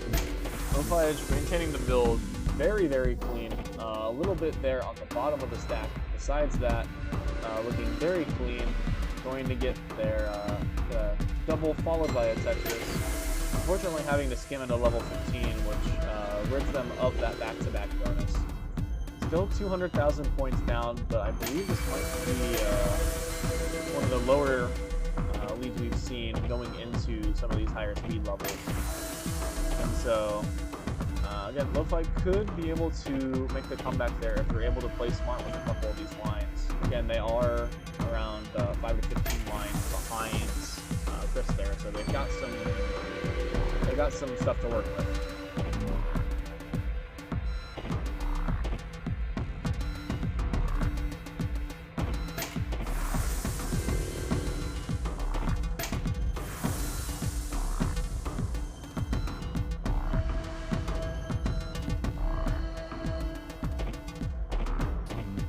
Mid-drop over for Lo-Fi. Need to tell that media board not low favorable. Yeah, that J is just kind of hanging out on top there. Yeah. A J just to say, hey, clear me, or it's me or top out, take your pick. yeah, it's me. Yeah, but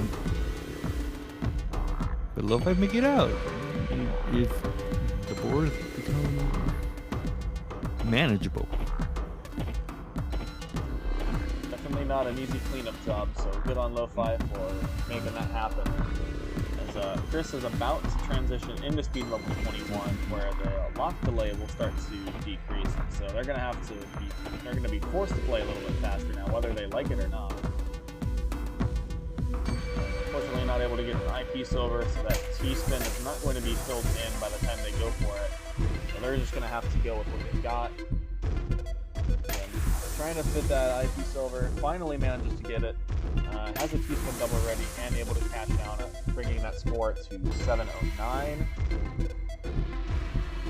Lo-Fi definitely has their work cut out for them in this game. 373,000, all past level 20.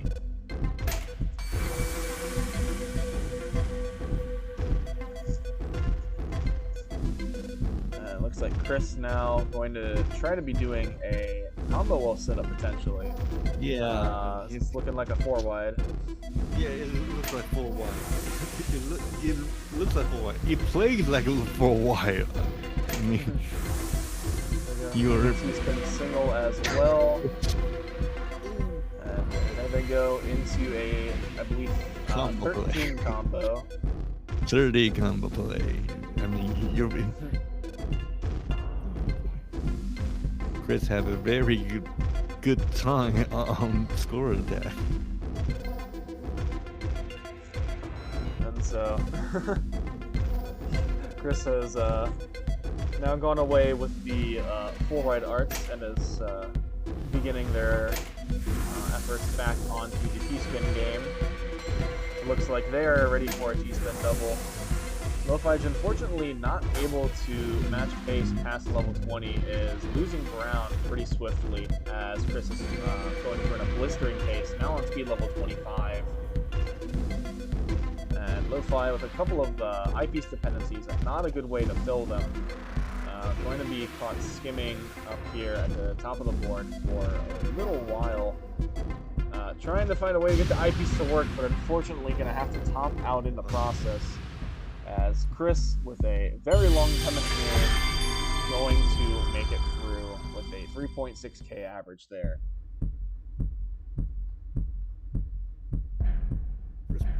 Chris picked.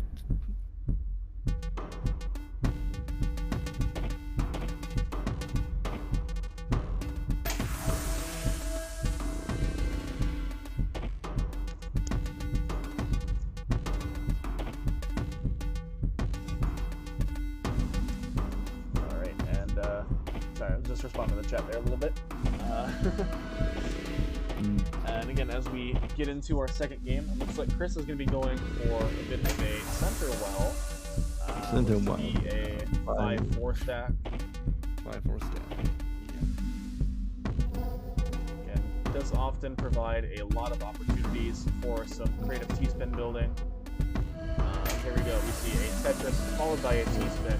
Getting that T-spin on the back-to-back is definitely an important part of maintaining those wells, as it will be worth more points, especially here for score attack.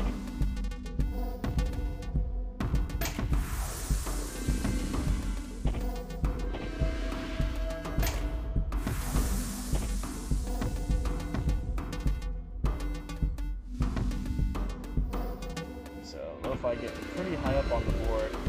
Looks like they're going to opt out of potentially converting that T-hole into a T-spin in favor of maintaining a cleaner stack, which again can prove to be very valuable. However, with Chris's incredible efficiency, Lo-Fi just definitely going to need as many T-spin points as they're able to acquire, since especially during the late game, Lo-Fi definitely lost out on not being able to survive very long.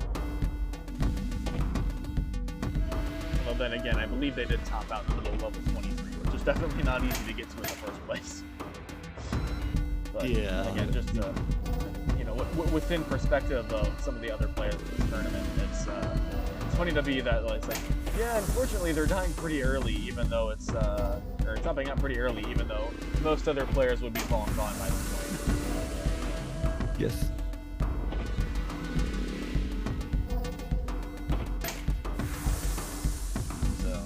Chris being sure even to optimize, even without clearing lines, going for those mini T-spins that don't clear lines, since it does allow back-to-back to be earned even without clearing a single line. So even from the start of the game, mini T-spin single can put you on pace for a back-to-back, which will then increase your scoring efficiency as soon as you start to clear lines.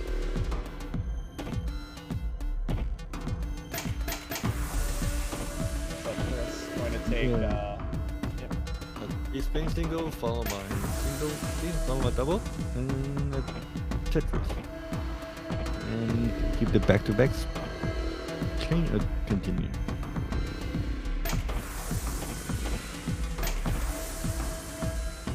That T-spin double then is underway. It's a little bit more flexibility to build some of these T-spins here. Lo-Fi definitely struggling a little bit. down 152, 148,000 points, but again, it's about equal in lines. Chris seems to have 2 T-spin triples set up, might have to sacrifice one of them.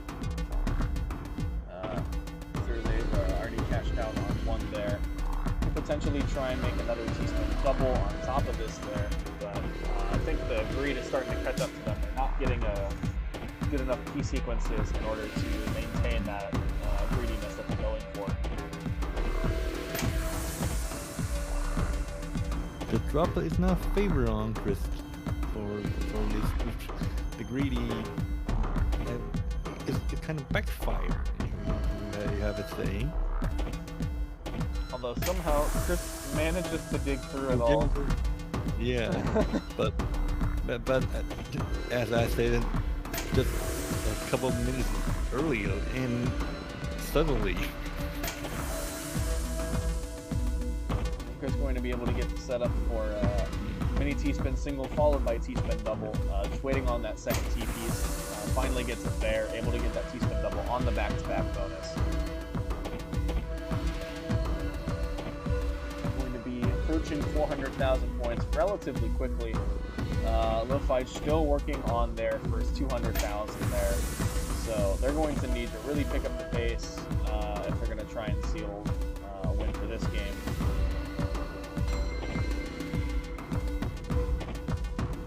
Well, Lo-Fi first step into level 14.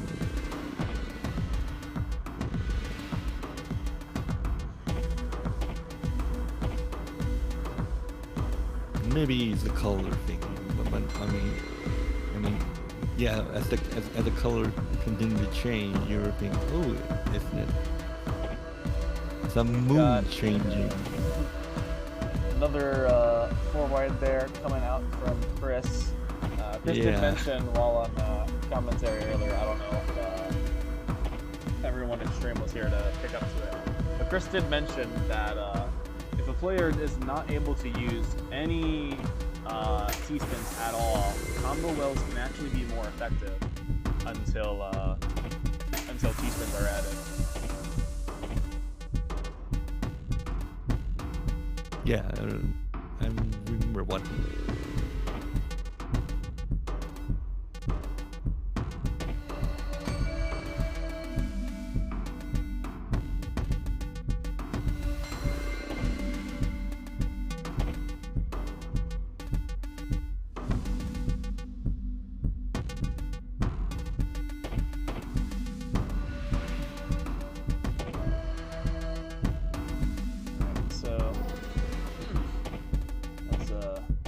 Chris is definitely falling behind a little bit in lines, but that lead has not gone anywhere. Still about 160,000 points up. Has some holes in the stack, which will put a damper on some of those T-spins, but given that they are able to get those T-spins out pretty reliably even past level 20, definitely going to be the best strategy there.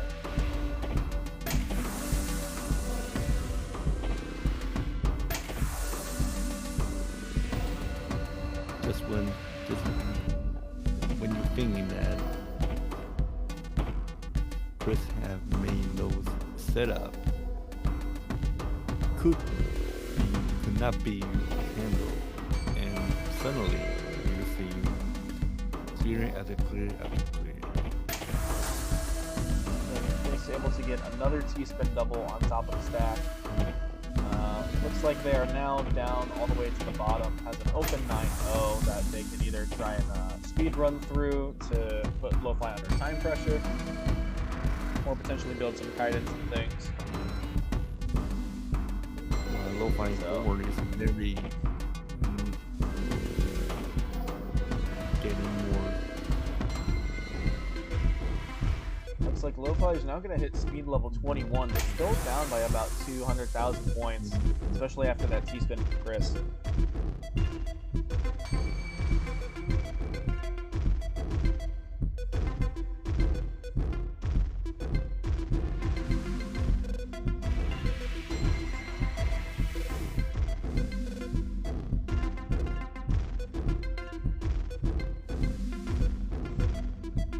Lo-Fi is trying to look for any places to build those Tetrises, since that kind of has been their saving grace a little bit here in some of these matches.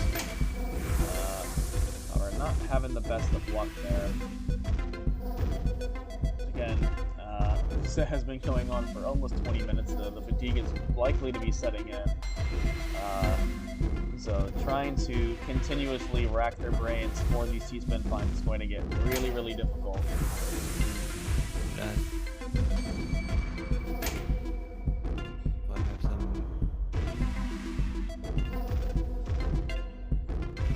Looks like Chris looking for that T-spin triple. Managed to build it, now just waiting for that T-piece. Is going to find it, and that's going to be an increase of about 40,000 points. Making the lead that Lo-Fi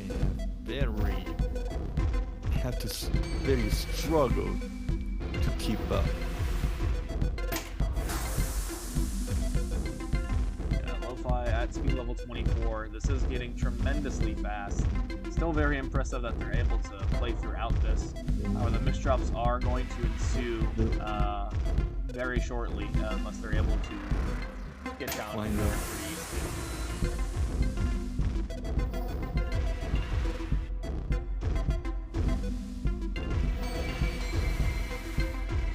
Really hard to clear. Well, Lo-Fi is good. Lo-Fi is doing.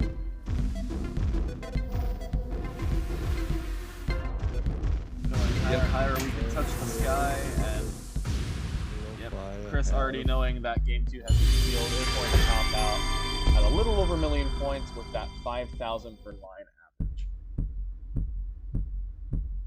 Quite a decent ways above that that SS rating. It looks like Lo-Fi trying to shake things up, going to do a level 15 start here. And so, might have accidentally misdropped the piece trying to give that thumbs up emote to Chris. But, again, it shouldn't be too much of an issue given that both these players were able to live beyond speed level 24. Yeah, both players make sure they have the ability to make it to 20 or 20 above, but if you start at this speed, ensure that the line give you more, the line point is very juicy. But how you got to dealing with, I don't know, the setup or the T-spin? Yeah. Sort of an interesting sit there for Chris. Unfortunately, going to have to bail on that T-spin setup there they were going for. Looks like Lo-Fi is able to find the T-spin in the middle of the stack. Not going to clear any lines, so not worth the most amount of points, but still going to be very, very beneficial nonetheless. And, yeah, oh no! Oh no! That is not the drop you want. That definitely looks like a controller DC'd. A lot of pieces that just kind of hard dropped in the middle, but thankfully they were able to save it somehow by some miracle. I am not sure what exactly was the cause of it, but I have seen many a heartbreak caused by some of those. So some controller just disconnected suddenly. Most likely. Yeah, but it's especially when Tetris Effect can play on many platforms. If you play on, for me, I play on PS4. Sometimes my battery went out, and the good news of PlayStation 4 is at least he was hit pause, but when you're on the battle, there is no turning back. You just have to. But, not much more you can do in that scenario. Yeah. Find the batteries. No, not find a battery. You have to just say, Or, oh yeah, cable. for I have to find a cable set. Otherwise, I cannot play with this. I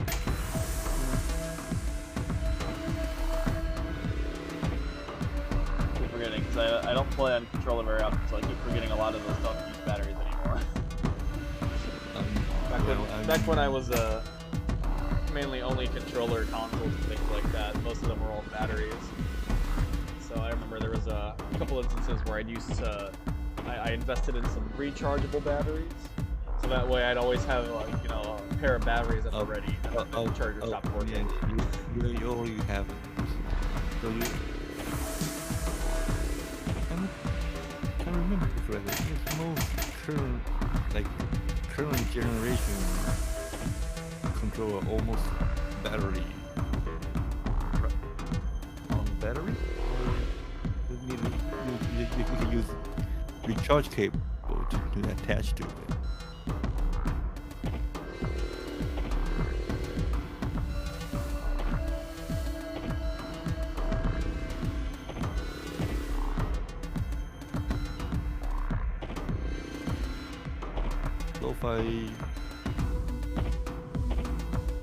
While we were talking about battery life, then Lo-Fi made it through, and well, the point is not favorite. He did maintain a good stat. I'm gonna take a look here and see if there's any. I think Daniel said there might have been a little bit of latency between video and audio, so I'm going to try and watch carefully for any T-spins. That might be it. Oh, I missed that one. Dang it. Yeah. So here we go. We've got one for, there's one for Chris. Oh, okay. Alright. There we go. Daniel says it should be all good now. Okay. I was like, if there was latency that I couldn't see and I had to fix, I'd have to be a bit hard pressed to try and fix it. I shall do what I can. Ooh, definitely so.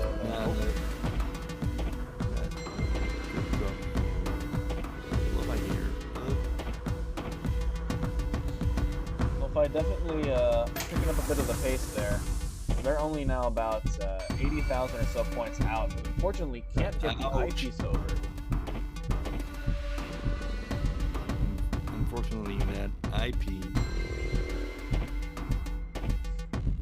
That is going to put quite the damper in that Tetris play. So they're going to have to be really careful with how they choose to go about this now.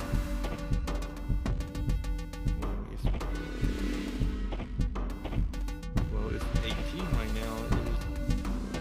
It's burn very fast.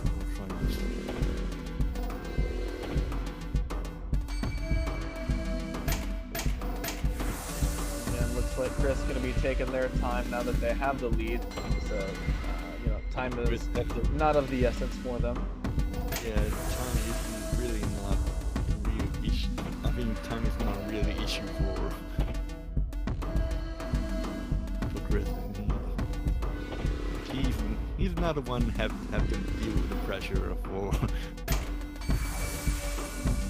catch up and facing.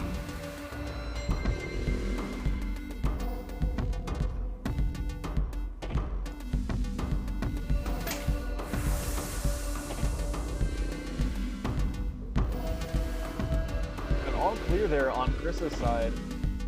Yeah. Going to add some nice extra points there. And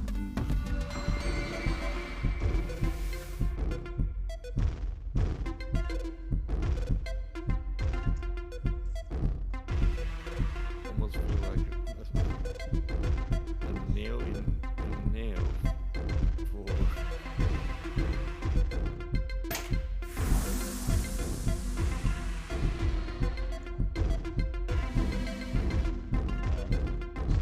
with both players now just about even in lines. Lo-Fi is about 159,000 points behind. likely going to be insurmountable unless they're able to find some T-spins here, but judging by the couple of drops we've seen thus far, don't know if they're able to get something there. And unfortunately, that's another misdrop there on, I believe, the L piece there. So that's going to be really tricky there. Able to at least get some skims, but unfortunately isn't gaining anything.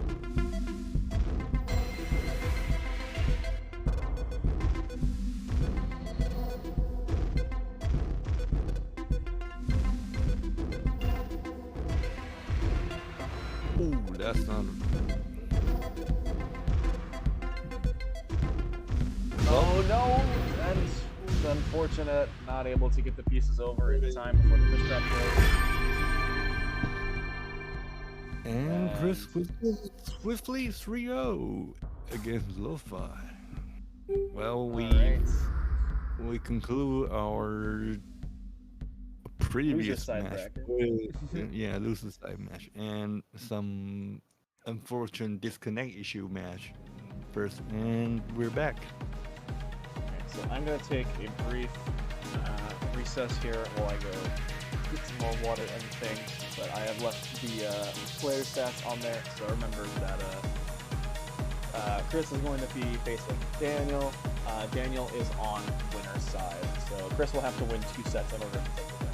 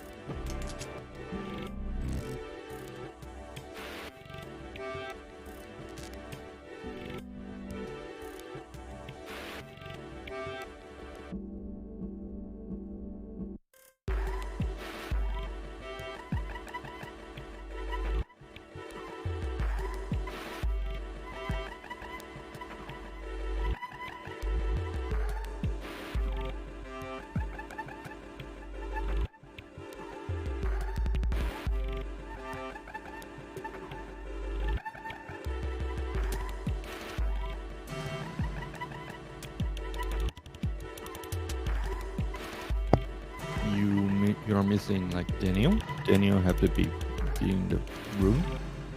Yep. I think Daniel's on stream. Daniel, it should be the same room code. I think Chris is either DMing it or it's in the Discord.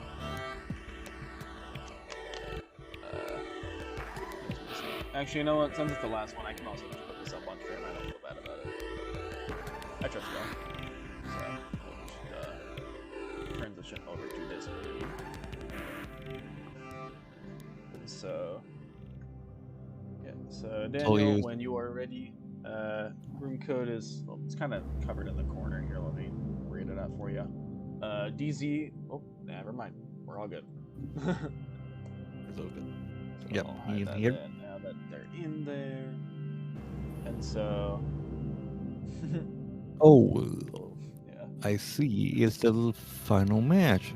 If I'm Yeah. not, So this is the this is grand finals. it is the grand final of Summer 2022 Score 10 Americas. Yep. And so, essentially, Daniel coming in from winner's side just needs one more set victory in order to clinch the title. But Chris, as a 2 seed coming from loser's side, has to beat Daniel in 2 separate sets for 2 best of 3s in order to win this out. Take the win. To take the first place in.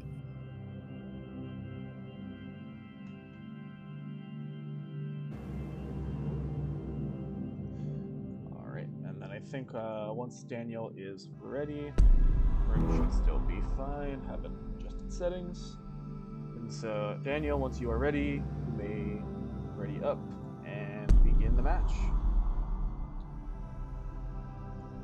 Well, Chris Network is looking good, I have to say. when last match I was only seeing That is one true. It bar. does look a little. It looks a little bit more stable. That's right. Yeah, there's a network. Either we have to think enhanced for tuning the PC server or somewhere where, or Enhance the sending local that network. emergency patch. Yeah. Yeah, but the local network just getting so good, you can play without any latency. All right. So it looks like they're potentially gentlemaning to the drop speeds. They're just deciding before they ready up. So that is all fine and dandy, I'd say. And as soon as they are all set to go, we will see the clash of winners bracket Titan Daniel and losers bracket Titan Chris. In fact, both of them having the essentially the same matchups. Just in, yeah, actually, in fact, kind of in the same order. If you don't count Chris having to go to losers bracket early. Both played, Ocean Boy, and then they both played Lo-Fi AJ. And both were able to come out victorious against the 2 of them, proving both of those players' losses. And so now it looks like the game is going to start out on speed level 10 here. Well, Daniel just no mercy. I would say no mercy on creating setup and instantly clearing up. Daniel definitely looks like they know what setups they're going for here. I forget exactly which opener this is, but it seems to be working out quite nicely for them here. And seems to be a very nice addition to their efficiency, which has already been very, very splendid this entire tournament.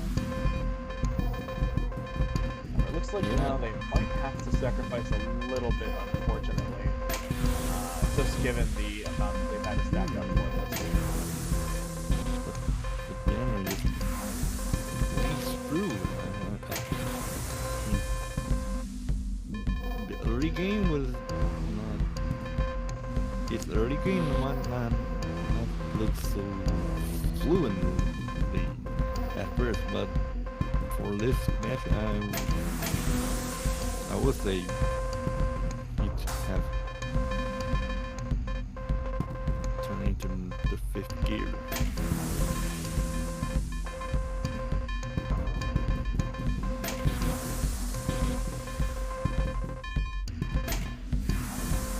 So it looks like Chris getting an extra little mini T-spin by slitting both of those T-pieces all the way up at the top of the board, despite having the fractal, which could have used both of those.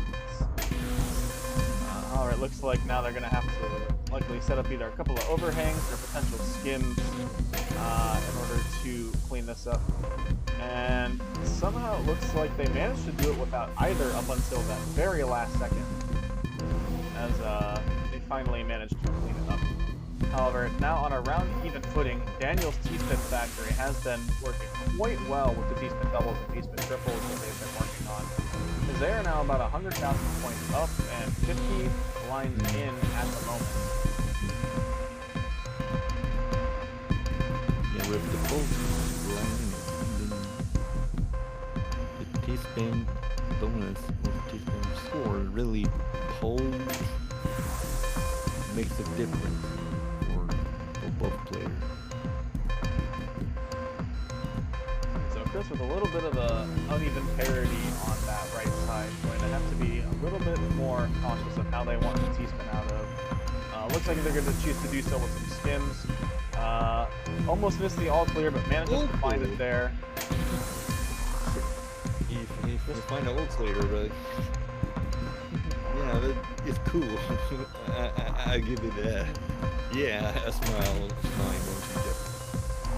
I will say it is very interesting how no player has been like performing a all clear opener where an all clear is guaranteed after X amount of bags of pieces. But Chris has been able to find 2 or 3 of these all clears, and I think Lo-Fi even found one in the previous set. So yeah, I believe Lo-Fi have find one, but he did not turn. Oh, he did turn it. Yeah, he did turn it all clear. Yeah. A little bit of a all clear adventure here for the Score Tag Americas. Yeah. Yeah, I think the A for Americas might stand for all clear. Probably, yeah. Looks like Daniel not able to get a T-spin quite out of that setup that's currently on the board. Able to make this work out. I think this is going to be a T-spin single there. And we're still increasing that lead to almost 200,000 now. Chris is going to be a little bit on the ropes in a second. You make Chris early step into the levels 11.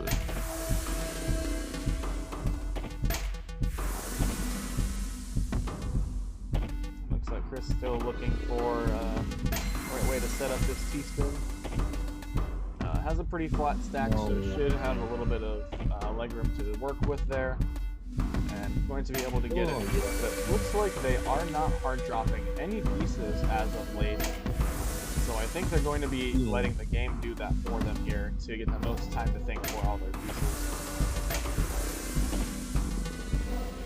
Well, yeah, when you think about it, they're starting at level 12 and they not try to squeeze out more point by hard drop. Then they let the game do the work.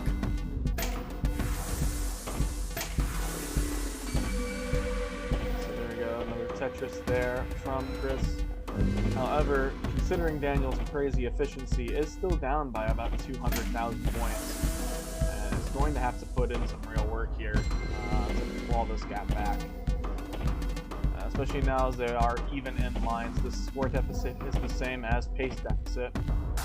However, Daniel having a little bit of trouble getting one of these T-spins to work, so that could open the door for Chris to get a little bit more momentum here.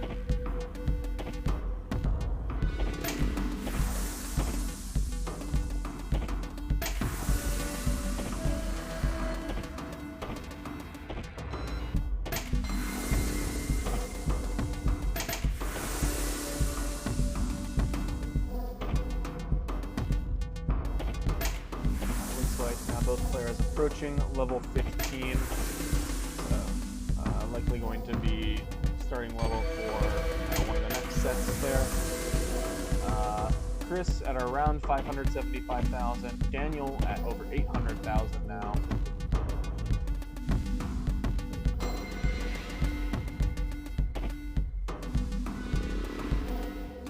And Chris unfortunately going to have to potentially dip on that T-spin opportunity that they just made.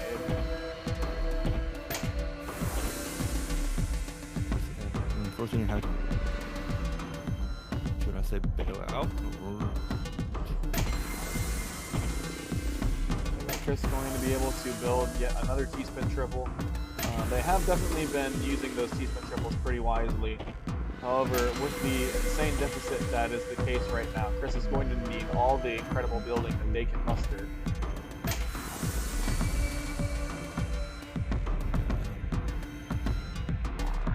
With Daniel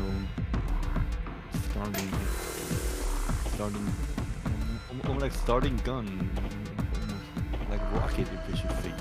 It makes Chris catch him more,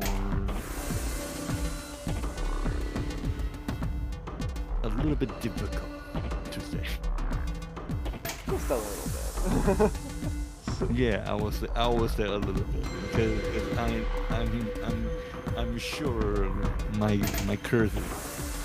caster curse is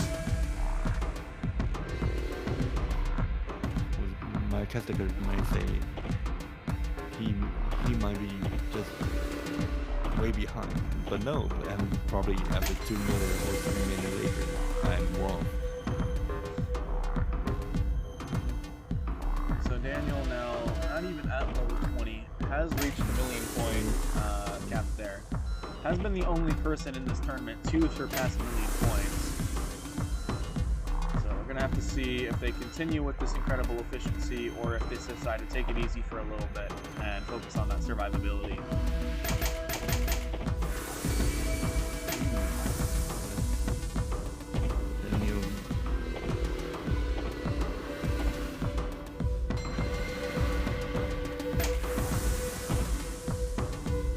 Daniel's side is set up for a potential STSD, going to get the overhang and manages to cash out on it. Almost a 500,000 point lead now.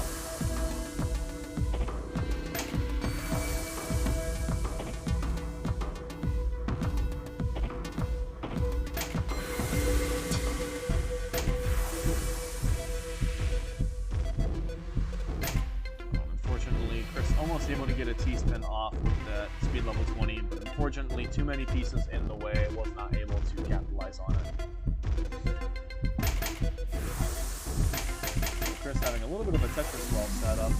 That still will be good since it will keep back-to-back, but Chris being down this many points, definitely looking for some more aggressive T-spin setups, since they do need a lot more points, and Daniel is still going and racking up a lot more T-spins in the meantime.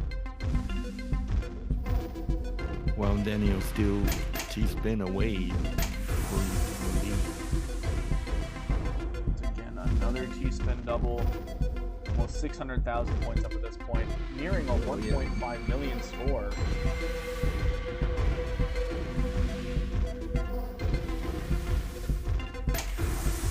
10 minutes in. Yeah, you go first.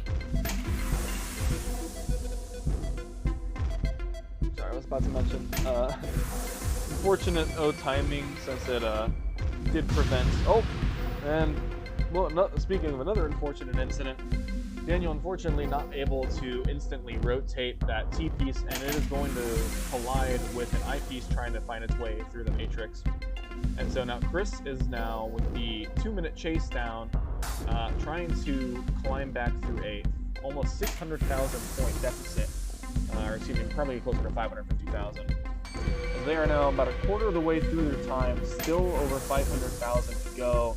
But speed level 24 is ridiculously hard to control, not to mention trying T-spin on this level. And so, Chris about to hit 1 million on their own right as well, which is very impressive.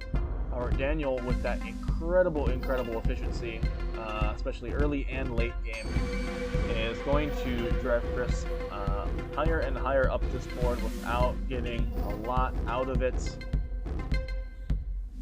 Again, trying to find something here in terms of T-spins, but with this incredibly fast drop speed, it's likely going to be reduced to skims, and that's not going to be enough for this incredibly large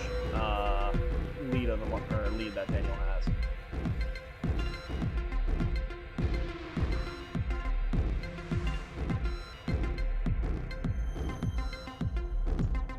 So 30 seconds left. Chris has reached over the 1 million point threshold.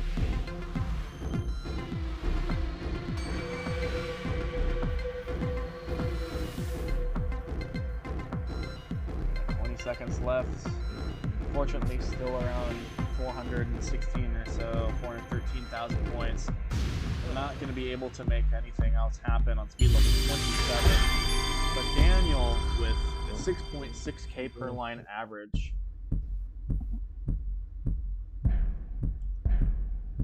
Wow, 10. It appears the level 10 starts will be happening yet again. Yeah. At some point, I was thinking, well, they're gonna start at 18 if the whole player agree. Well, it's only if both players agree. If Yeah, one is adamant on the starts, we're going to be exclusively looking at this for the rest of these segments. Daniel already on winner's side is now 1 game up, so is 2 games away from clinching the title here for Score Attack Americas.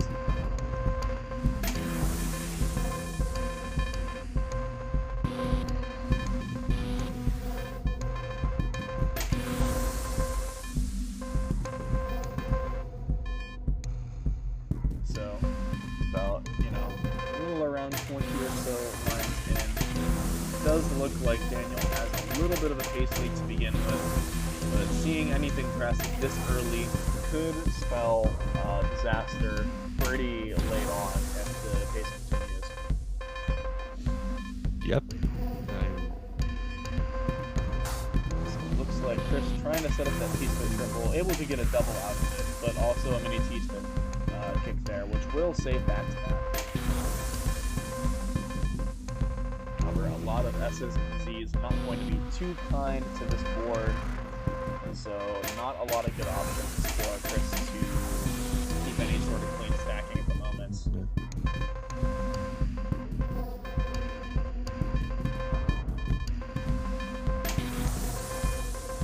Looking for the right pieces to kind of stack in there, but is now doubly T-piece dependent. Is running out of options and has to throw an eyepiece down below. Able to get it in, but unfortunately misses the eyepiece spin, or not eyepiece spin, the D-spin. And so unfortunately that efficiency and things are most all going to go to waste here. That's pretty just down stacking. Daniel with the current score lead, but an even larger pace lead at this point, as Chris is about 6 lines ahead. Chris trying to get that mini T-spin kick there for some extra points, but unfortunately is not able to get it specifically.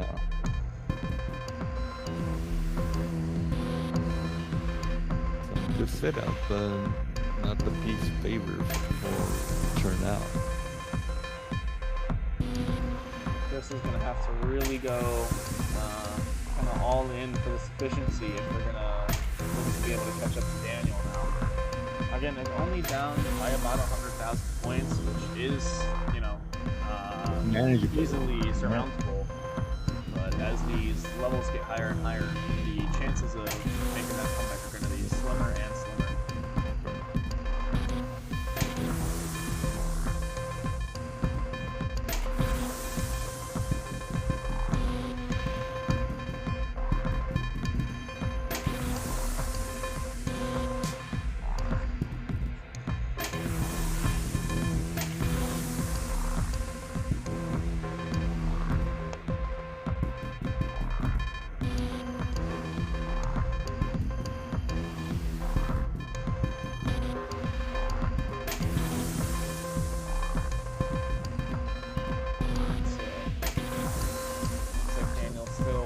Pull this lead even further out of Chris's grasp. Chris can be able to get that T-spin single, at least keep the lead within 100,000 points, but a T-spin double on back-to-back from Daniel going to make that much, much more difficult.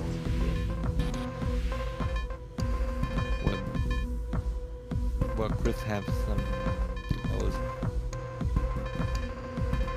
a nice 5-4 there. So nothing can really turn into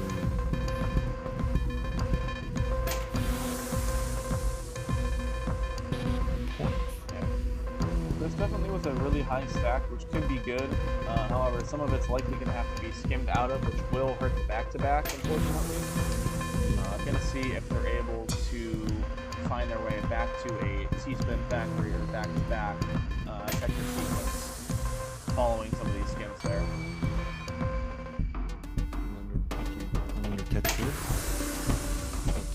Simultaneous T-spin doubled on back-to-back from both players, so I'm not going to be getting any momentum of that, unfortunately, for that player. But did sound and looked very, very cool. Yeah, it's...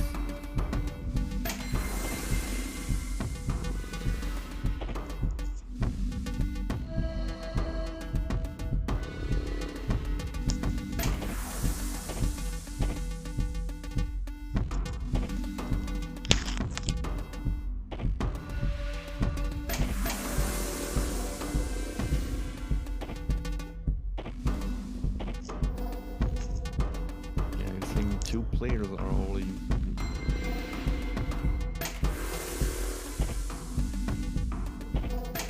Okay, we're gonna finish a kicking game. Who's gonna shoot first? Who's gonna make the move first? Well, if no one decides to make the move, it's Daniel's game being in the lead, both points and in pace. Yeah. Yeah, I mean, yes, but I was want to interpret in some different way, like who's gonna stack up the tower and who can take the pressure and turn into Tetris, or trying to sort it out.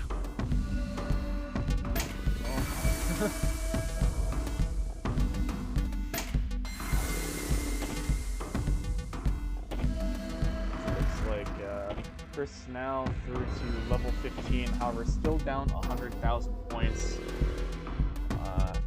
Going to have to try and play really aggressively, but unfortunately some of these misdrops and inabilities to keep the stack clean are not going to be helping them out at all whatsoever. And going to continue that 5-4 stacking that has worked pretty well for them throughout this set.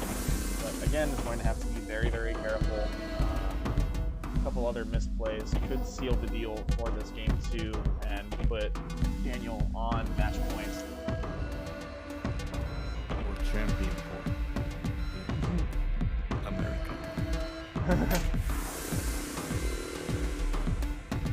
As Daniel's stack looking a little funky there. Probably trying to get into a sort of ST stacking that seems to be working out okay for them.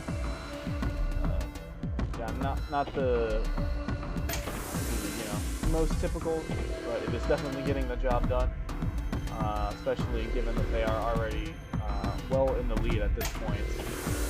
Alright, very nice T-spin triple from Chris, followed by mini T-spin single. Going to definitely bring a little bit of momentum back to Chris's side, but not enough to fully sway the direction of the game from one way or another.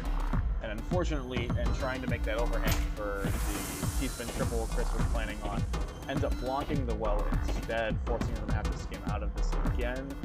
Potentially with a Tetris. Let's see if they go for it. And it looks like they are able to do so, but again, still not able to reach that T-spin triple. It's going to have to be very clever with how they get around this. There we go. The Tetris is there, the well is open, but unfortunately the T-spin triple has been compromised in the process.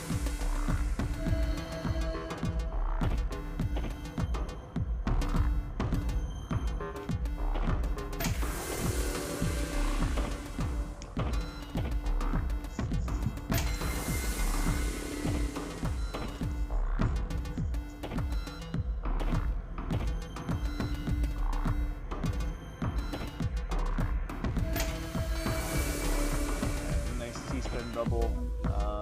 Chris is now brought upon speed level 20.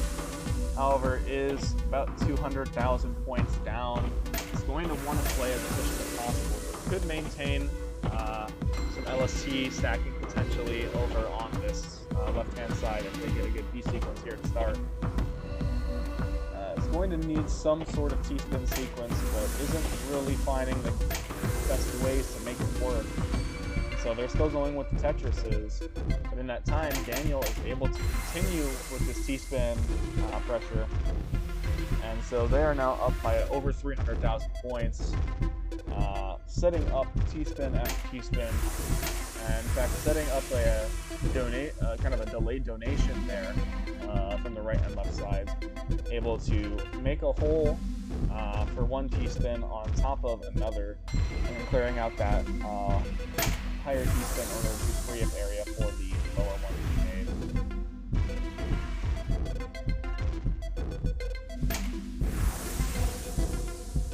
T-spin double kick in there from that T-spin triple rotation there for Chris. Still, unfortunately, 340,000 points down. Is now behind in line, so not as much behind in pace as the score tells.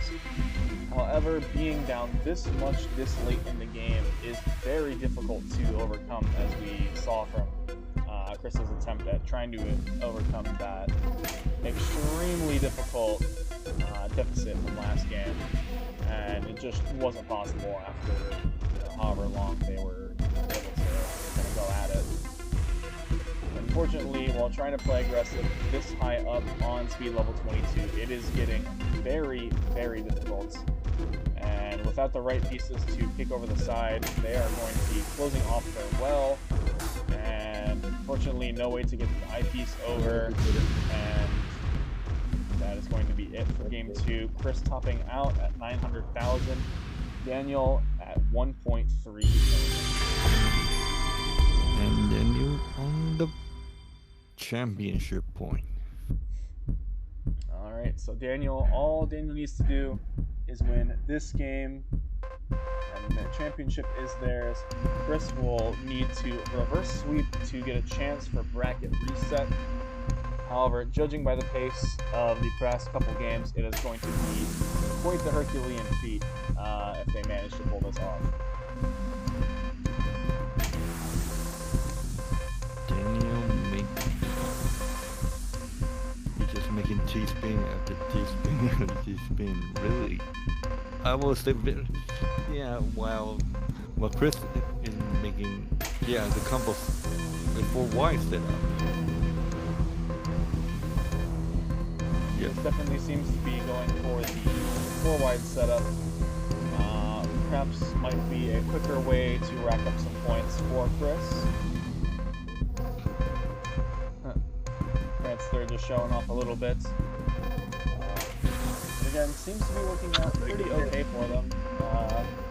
However, they did spend a lot of lines on that Exponentia, and as a result, is up by 13 lines, still down by 20,000 points.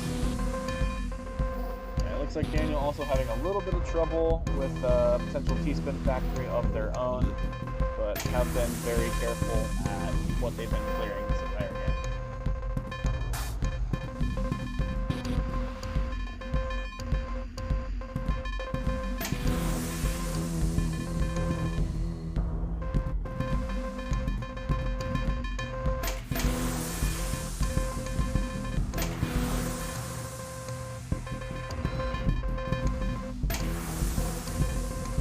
Chris, approaching halfway through speed level 10, is at about 145,000 points. And will definitely hit it as long as they're able to find a T-piece. Unfortunately, that T-piece is going on the snooze for a little bit there. Was not that readily available in the upcoming bag. However, is able to outlast that T-piece drought and able to cash it out.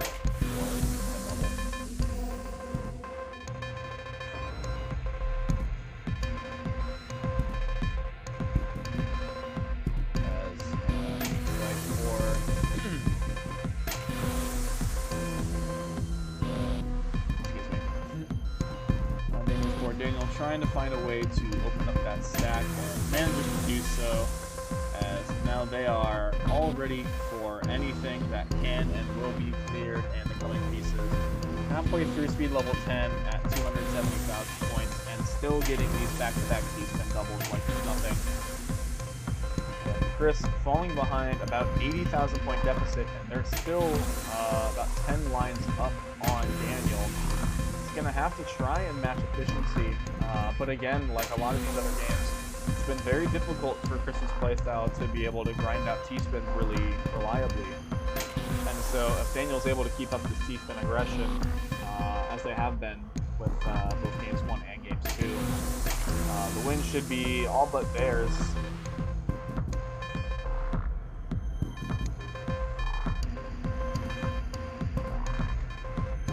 Looks like Daniel's still looking for some STSD setups. Seems to be one of their go-to favorites by the looks of it. But again, it's very easy to see why, judging at how much it has benefited their playstyle. So it's now up 100,000 points and still down by 10 lines.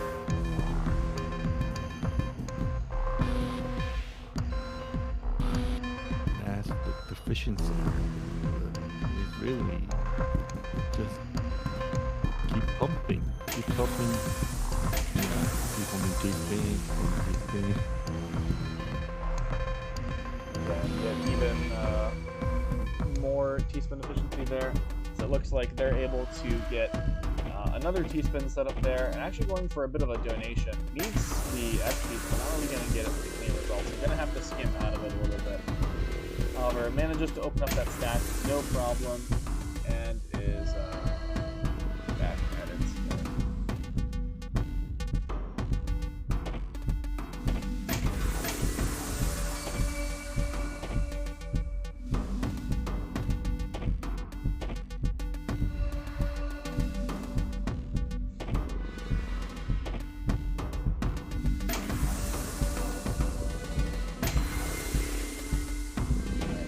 So that Daniel has now reached speed level 11. He's now out of the level 10 speeds with a 128,000 point lead, already over 500k.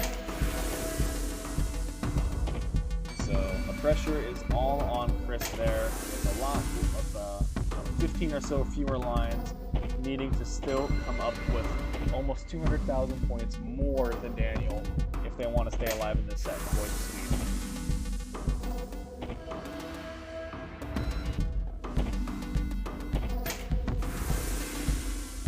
Like with Daniel's extremely proficient T-spin at this level, Daniel is well on their way to potentially the victory here in this set. Has a very nice STSD setup there in order to get 2 T-spins out of that stack, and going to now cash out is now 180,000 points up, and with that Tetris over 200,000 points up, looking to set up another Super T-spin double, which they are managing to do so, as they have now gotten that first T-spin, and there's the second, 240,000 points up.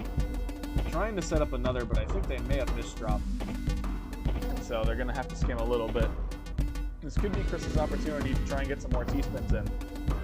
The level 15 is not proving to make this any easier for Chris.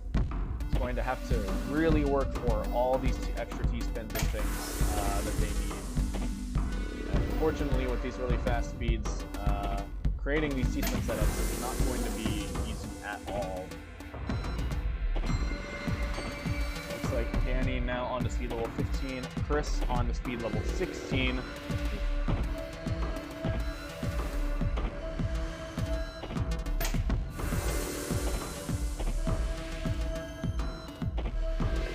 Potentially have a interesting T-spin triple setup.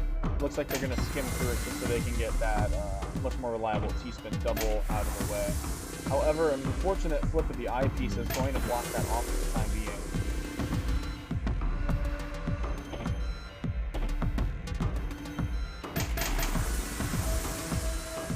So manages to get a T-spin single out of that. However, is still 300,000 points behind. Daniel at speed level 16 is already at 900k. I think the highest pace we've seen thus far. And again, it's just continuing to push through. I mean, at this pace, I think we can probably say the quickest 1 million to 9 in just. I definitely say the earliest 1 million in the middle of level Yeah, 17. the early, it's level 17, and with just 100 limited lines. So a T-spin single there, potentially a T-spin double setup ready and raring to go. There's the T-piece, another 20 or so thousand points for Daniel. About to hit 1.1 and still has not crossed over to level 19 yet. There's a level 19 cross. As Chris has also managed to get to that point, but still at 743,000 as they're now into speed level 20. They're almost 400,000 points down at this point, and they really need to make some magic happen. Otherwise, Daniel has going to close this out very, very soon. So, considering Daniel's blistering pace, is likely going to be continuing this game, I think, even if Chris probably tops out, considering that they did play out one of their close to PB games earlier as well. However, what a potential way to close out this set. If Chris isn't able to follow this through, this will basically be a victory lap for Daniel, considering how well they've played this last game. And it looks like they want this extra T-spin, super T-spin double, and they're able to get it. I think the last one is only going to be a T-spin single. However, again, coming after that T-spin double is still very, very good. Those high drop speeds are going to make it pretty difficult to get any more kinds of T-spins there. But has a T-spin triple setup, hold and stack might make it a double, which, yes it does. But still at 1.3 million on level 21. They still have room to go. And Chris is trying to make stuff work out. 938 on speed level 22, as they're also able to get a T-spin double and start to close their gap on the way to 1 million score there.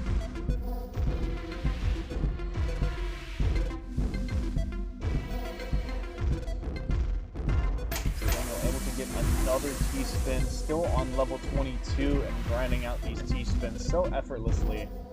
1.4 million as they transition into speed level 23. Going to be going for another T-spin triple setup and pulls it off, almost at getting close to 1.5 million here. I forget if they surpassed that or not in one of their previous games. I don't think they did. So this would be highest score of the stream. And T-spin double there, going to bring it even closer. Gonna have to skim a little bit here due to the intense speeds coming up. Mini T-spin going to bring that even closer to 1.5. It is right there. Daniel wants it so bad. There's a T-spin double, and there's the 1.5 there for Daniel.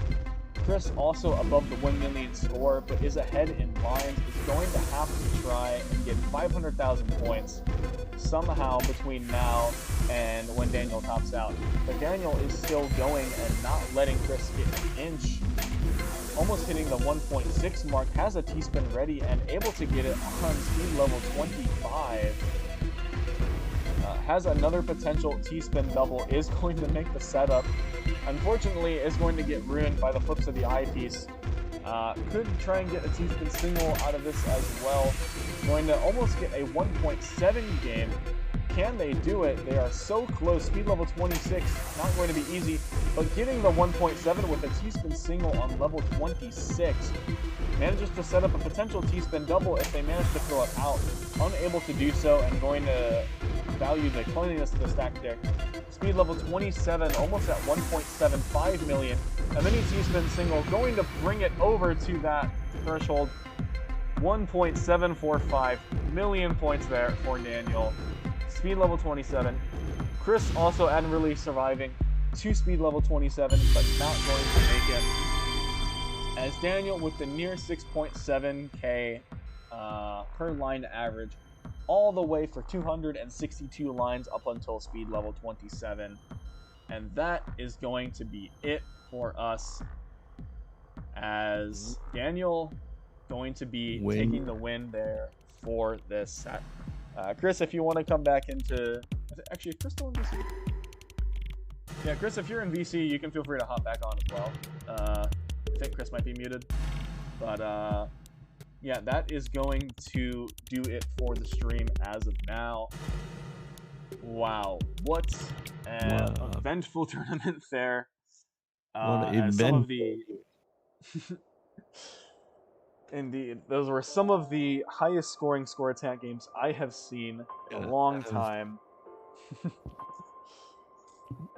I must say, it must is aside from what I saw in ESEA as commentary. ESEA score attack is the at the highest score and most T-spin efficiency in this competition. And so, nearing the 2 million point threshold, that is a very hard feat to do, but Daniel about to make it look easy there with that last game for Grand Finals. The blaze through almost gonna happen if. So, Brandon, do you have any last thoughts here? I'm gonna pull up our one little plug here for Stacking Arena as if you want to say anything else before I do so, because we will be wrapping up stream shortly. I'd like to say that every time that I played 4-wide during that was entirely intentional and for the memes.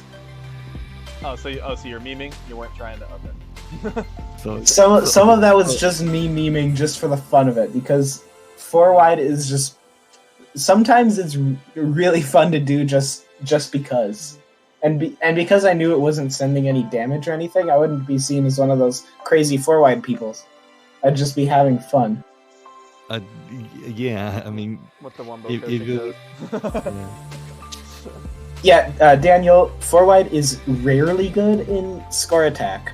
However, on occasion, if the other player is only doing Tetrises, then 4-wide just barely wins out, I believe, when you get into like the very high levels of things.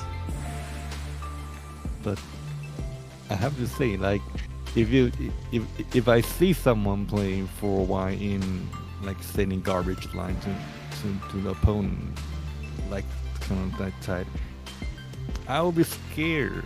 I will be shit in my hand if I see someone trying to do that setup and pull it off. Alright, and again, Chris, congratulations on your second place finish for Score Attack Americas. Congrats to Daniel for taking the win. Taking the win. Daniel saying that yeah, so on a 15 start, they had a 1.7 game against Lofi, I think, that must have been Daniel actually does have a 2 million on their level 10 start, but they did say that game that they did go for the mullet was their PB, so very good stuff, playing at and above PB level, always good to see in tournament. So again, thanks for everyone for coming out. So we're just going to do a couple of plugs and things before we head off. And so this current plug here, again, because we are streaming from Stacking Arena, we are going to plug Ragnarok, which is a PPT2 2v2 tag team event. Was supposed to happen this weekend, but due to unforeseen circumstances, we did have to push it back. So it will be Saturday, August 6th, 1600 UTC. For anyone in Eastern Daylight Time, that is about noonish, I believe. And again, there will be cash prices already over $100 at the moment.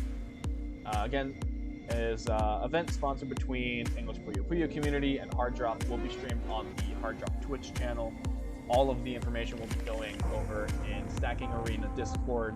So for those of you who want to join, I believe there is a link in the Twitch About Us page where you can get into the Discord as well. And so that will be it for us here from Stacking Arena. I'm going to quickly transition over to here for our nice credit slide. Again, anyone else on BC, if you have any last words or other fun things to say, feel free to comment. So,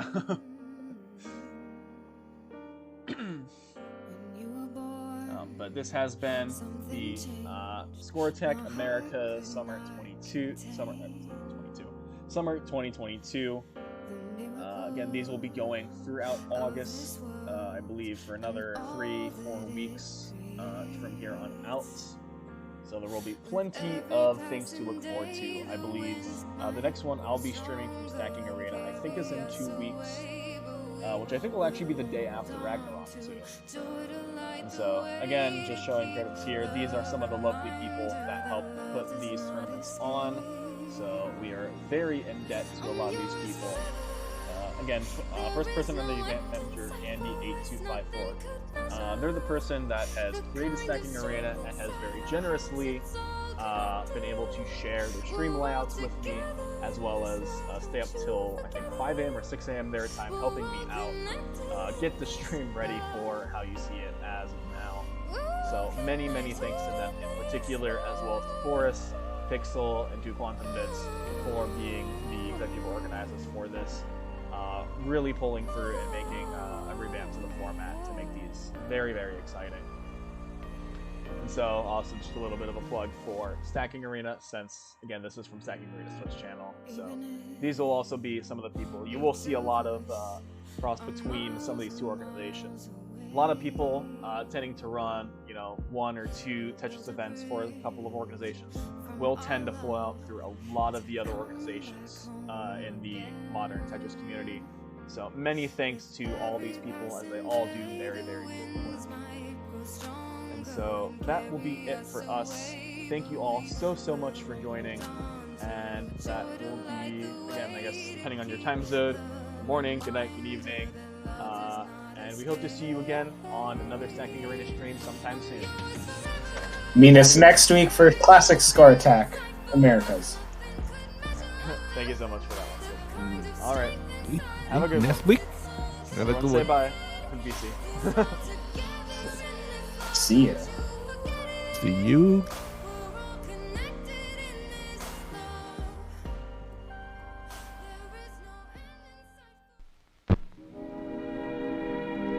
And now, folks, it's time to say goodnight. We sincerely appreciate your patronage and hope we've succeeded in bringing you an enjoyable evening of entertainment. Please drive home carefully and come back again soon. Good night.